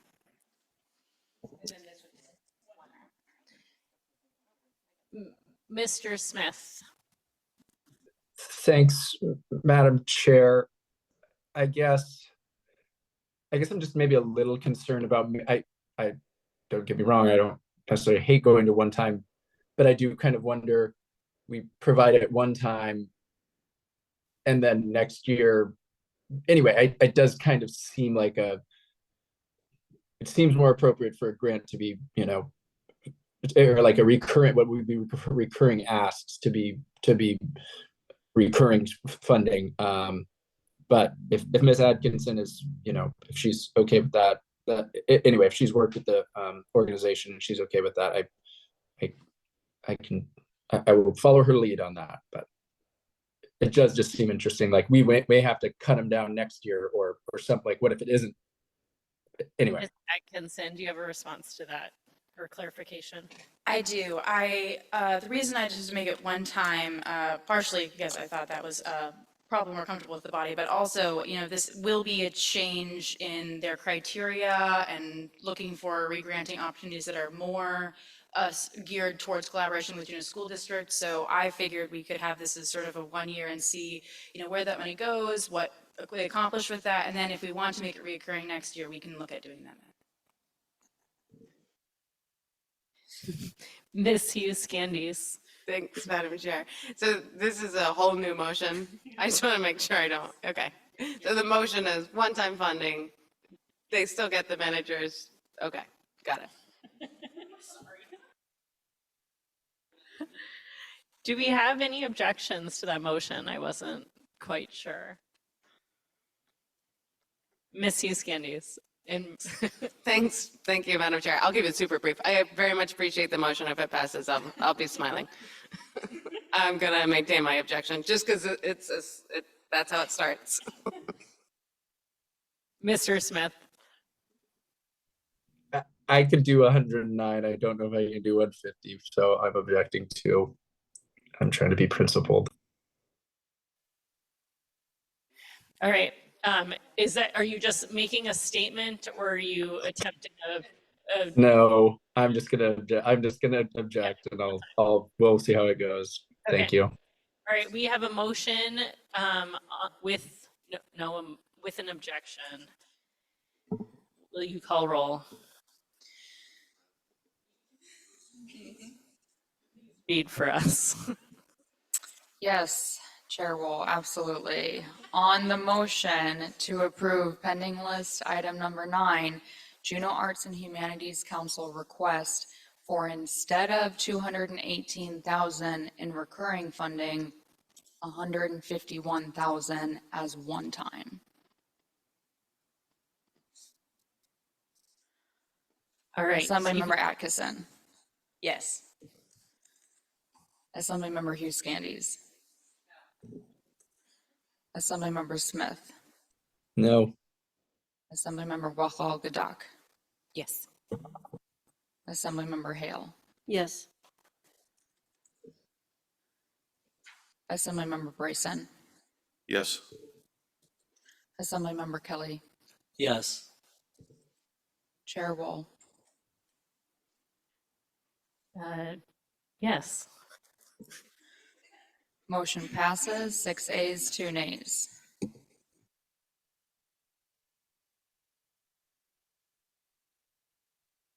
All right, that brings us to line 10, Alaska Heat Smart, 3-year operational support. I am going to pass, because because I sponsored this one, I am going to pass the gavel to Ms. Hughes Candies. Ms. Wall, do you have a motion? I do. I move that the Assembly provide a $668,799 one-time grant from the fund balance that would support 3 years of operational support. And if I could speak very briefly to my motion, I think we've talked about the importance of Alaska Heat Smart and the work that they're doing towards our climate mitigation goals. What I would have asked Ms. Flick to do for us, we have two items coming up that involve one-time asks for several years of operational funding. I know the Assembly is interested in there's several options for how we could do that. And so before I'm hoping Ms. Flick can explain those options. I just put one forward as a motion, but I want others to know what other options there are out there. Ms. Flick. Thank you. I will use, if you will grant me the grace of just talking in round numbers here. If Alaska Heat Smart's asking for $600,000 over 3 years, so $200,000 a year, there's a couple ways that you could approach this. The motion that Ms. Wall made is to provide them a grant for the full amount that would go out as soon as they sign the MOA. They would get all of it all at once. Another way to structure that is to say, we want to approve the $600,000 with the stipulation that it goes out in equal amounts over the 3 years. That would not necessarily come back to you for approval again, but you could always, if somebody wants to say, hey, we want to come back and visit that, you could always bring it back. Another thing that you could do is you could say, we want to approve just the first year, $200,000 out of one time, and direct the manager to include that same amount in the next 2 years in the manager's proposed budget. That would be an option. You could also say, we don't want to do a multi-year thing, we just want to approve the 1 year amount for the 200,000. So those are kind of the range of options that you could take with this, and also the next AUIC item that has a larger request intended for multiple years. Thank you, Ms. Fleck. Ms. Wall. If I could just clarify my motion, or maybe put a new motion out there, that it would be $668,799 for 3 years of operational support one time, but with an MOA that would dole that money out over 3 years. Okay, thank you, Ms. Wall. You've heard the motion. I saw Mr. Smith and then Ms. Hale. Thanks, Madam Acting Chair. I actually have an amendment to the motion, but I don't know if people had just general questions or anything else, but. Ms., let's find out. Ms. Hale, do you have a question? In a way, it's an objection with a question, but maybe it can be clarified. So the question, my concern about doling it out over 3 years is just what we saw happen earlier today, trying to claw back $3 million from the partnership. So if we're trying to provide certainty, and that doesn't, it seems like being able to claw it back doesn't provide the organization with the certainty that they're looking for. So we're trying to be efficient and give them some certainty, and it doesn't do that. Thank you for that comment. If I'm not seeing Mr. Bryson, did you have a question? Otherwise, okay. Okay. Well, Helga. So the 668,000 would be fiscal year 25, the whole thing, or would it be 25, 26, 27? Ms. Fleck. So we would encumber the entire amount and basically make it unavailable to you from a fund balance perspective. But cash out to the organization would happen over the 3-year period. Does that answer your question? Okay. I'm not seeing any other questions, so Mr. Smith, let's try your amendment. Thank you, Madam Acting Chair. I would move that, I would amend the motion by saying to provide $222,933 in FY25 funds and direct the manager to include the same amount in the FY26 and 27 budget. And then I would ask for a personal privilege to be able to see where our fund balance currently stands, just as an update. Okay, so let me restate just to make sure I caught that. So your amendment to the motion would be to advance the 1-year funding amount right now and then direct the manager to include that in her budget the next 2 fiscal years with that same amount, correct? That's correct. And then anyway, just, yeah, thank you. That's the main part, yeah. Okay, so we've heard the amendment and there was a request to bring up our lovely diagram, which maybe we can do. As it's being put on the screen, you are at 10,531,528. Okay, perfect. Thank you for that, Ms. Flick. Ms. Wall, you had a comment or objection? I'll object to this amendment. My motion is meant to strike a balance between Ms. Hale's concerns and what I believe to be Mr. Smith's concerns, which is, I work with nonprofits as my day job, and certainty helps them become more sustainable because they can focus on their business model instead of whether or not they will get more funding in 6 months' time. But I think, I hear from the public that they want our nonprofits, to be held to some level of accountability. I hear Ms. Hale's concerns about clawbacks. I will add an editorial that I was not clawing back money today. I was switching a funding source. You know, in my experience, there has not been a lot of assemblies going back into a, you know, CIP or an MOA that we have to get that money.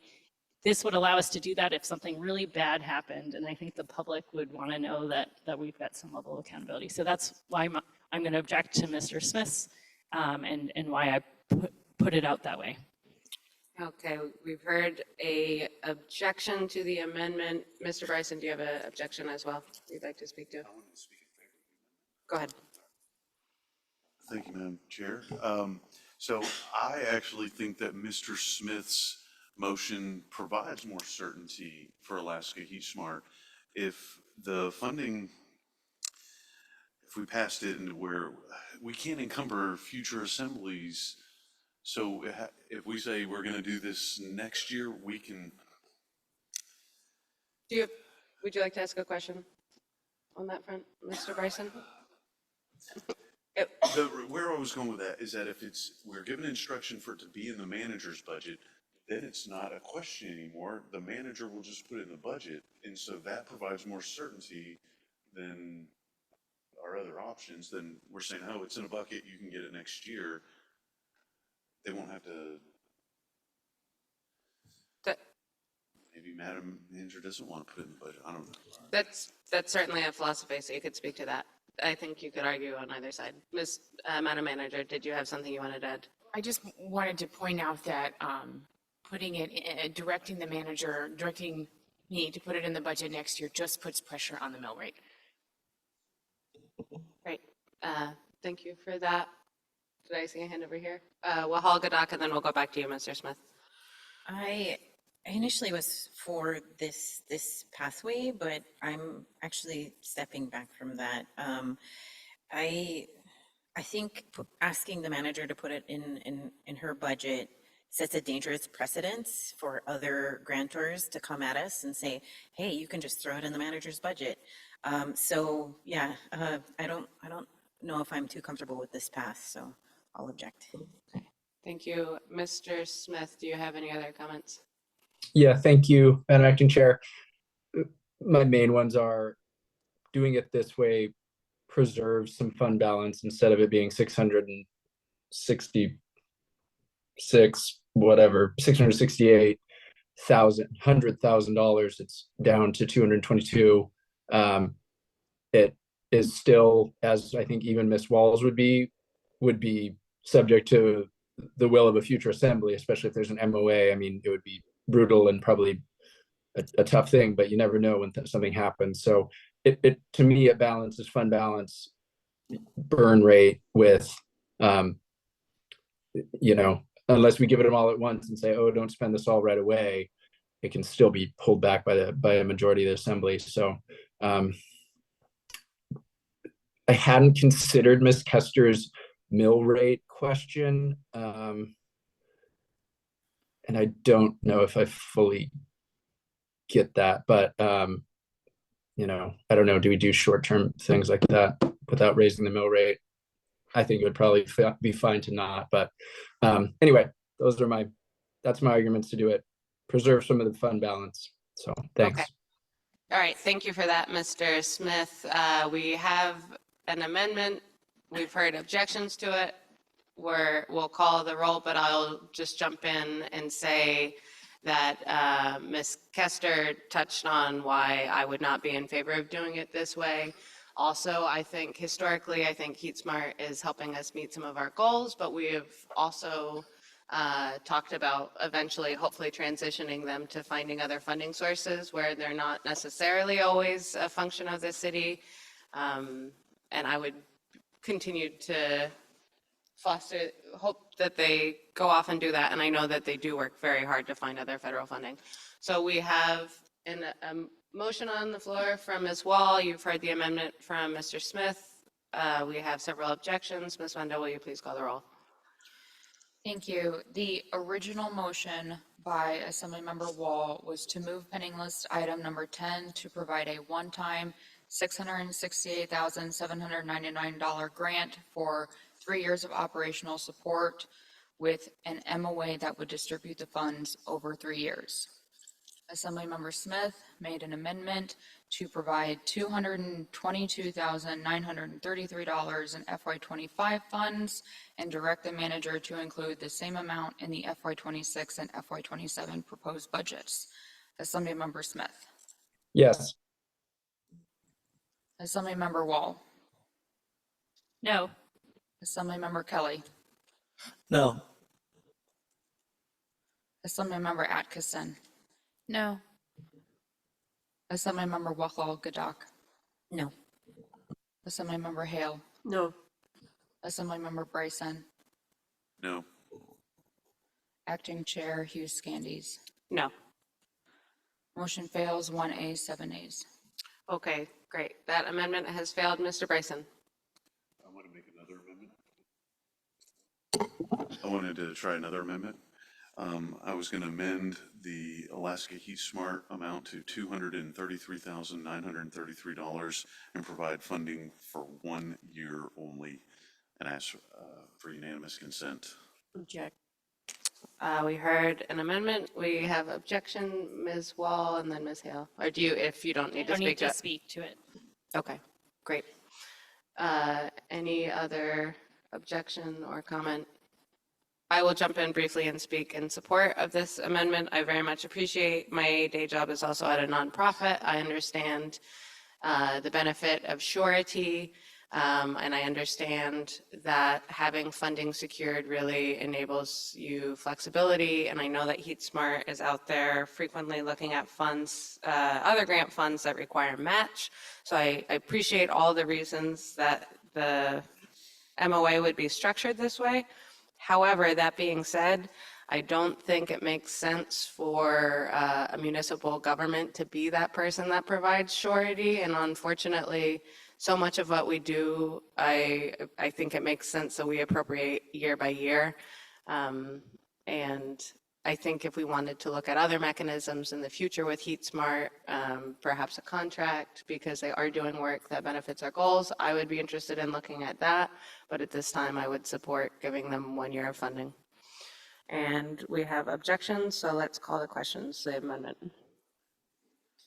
Thank you. On the amendment to grant Alaska Heat Smart $222,933 in FY25 for 1 year only. Assemblymember Bryson. Yes. Assemblymember Wall. No. Assemblymember Smith.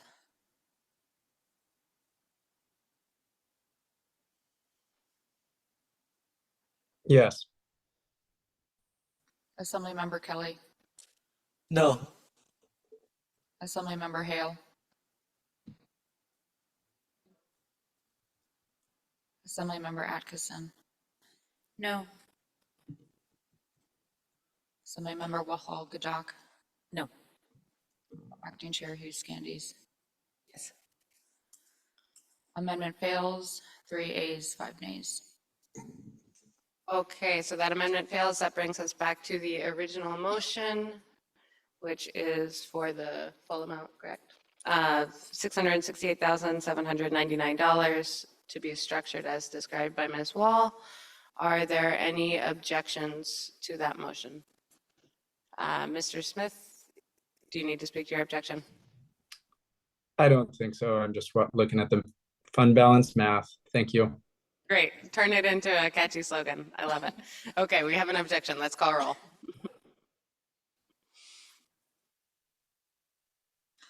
On the motion to approve pending list item number 10 to provide a one-time $668,799 grant for 3 years of operational support with an MOA that would distribute the funds over 3 years. Assemblymember Wall. Yes. Assemblymember Smith. No. Assemblymember Kelly. Yes. Assemblymember Hale. Yes. Assemblymember Atkinson. Yes. Assemblymember Bryson. Yes. Assemblymember Wachal Gadak. Yes. Acting Chair Hughes Scandies. No. Motion passes, 6 ayes, 2 nays. Turn the gavel. All right, we are past 10 o'clock. We will end. Yes. Can I try something brave? In that if we went for the gusto on everything else fully funded, it would be almost $1 million, and we're at, if according to my math, 9,862,000. So we'd be at about 8,862,000 if everything passed from here below. Just given my math, that's just offering that as a thought process.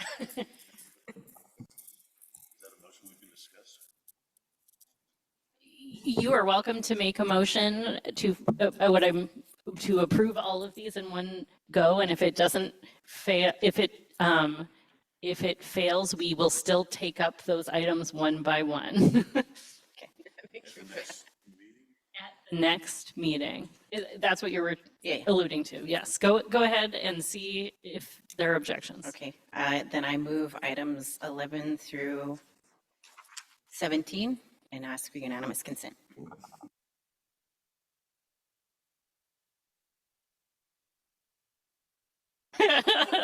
It was a very brave, it was a beautiful thought, and seeing the hands, I think Wahoo Duck will withdraw her motion. And so that means that on the 22nd, we will be back at it, finishing off this pending list, talking about the mill rate, putting the bow on our job as finance committee before it goes to the full assembly. Staff, is there anything else that you want to say before we adjourn?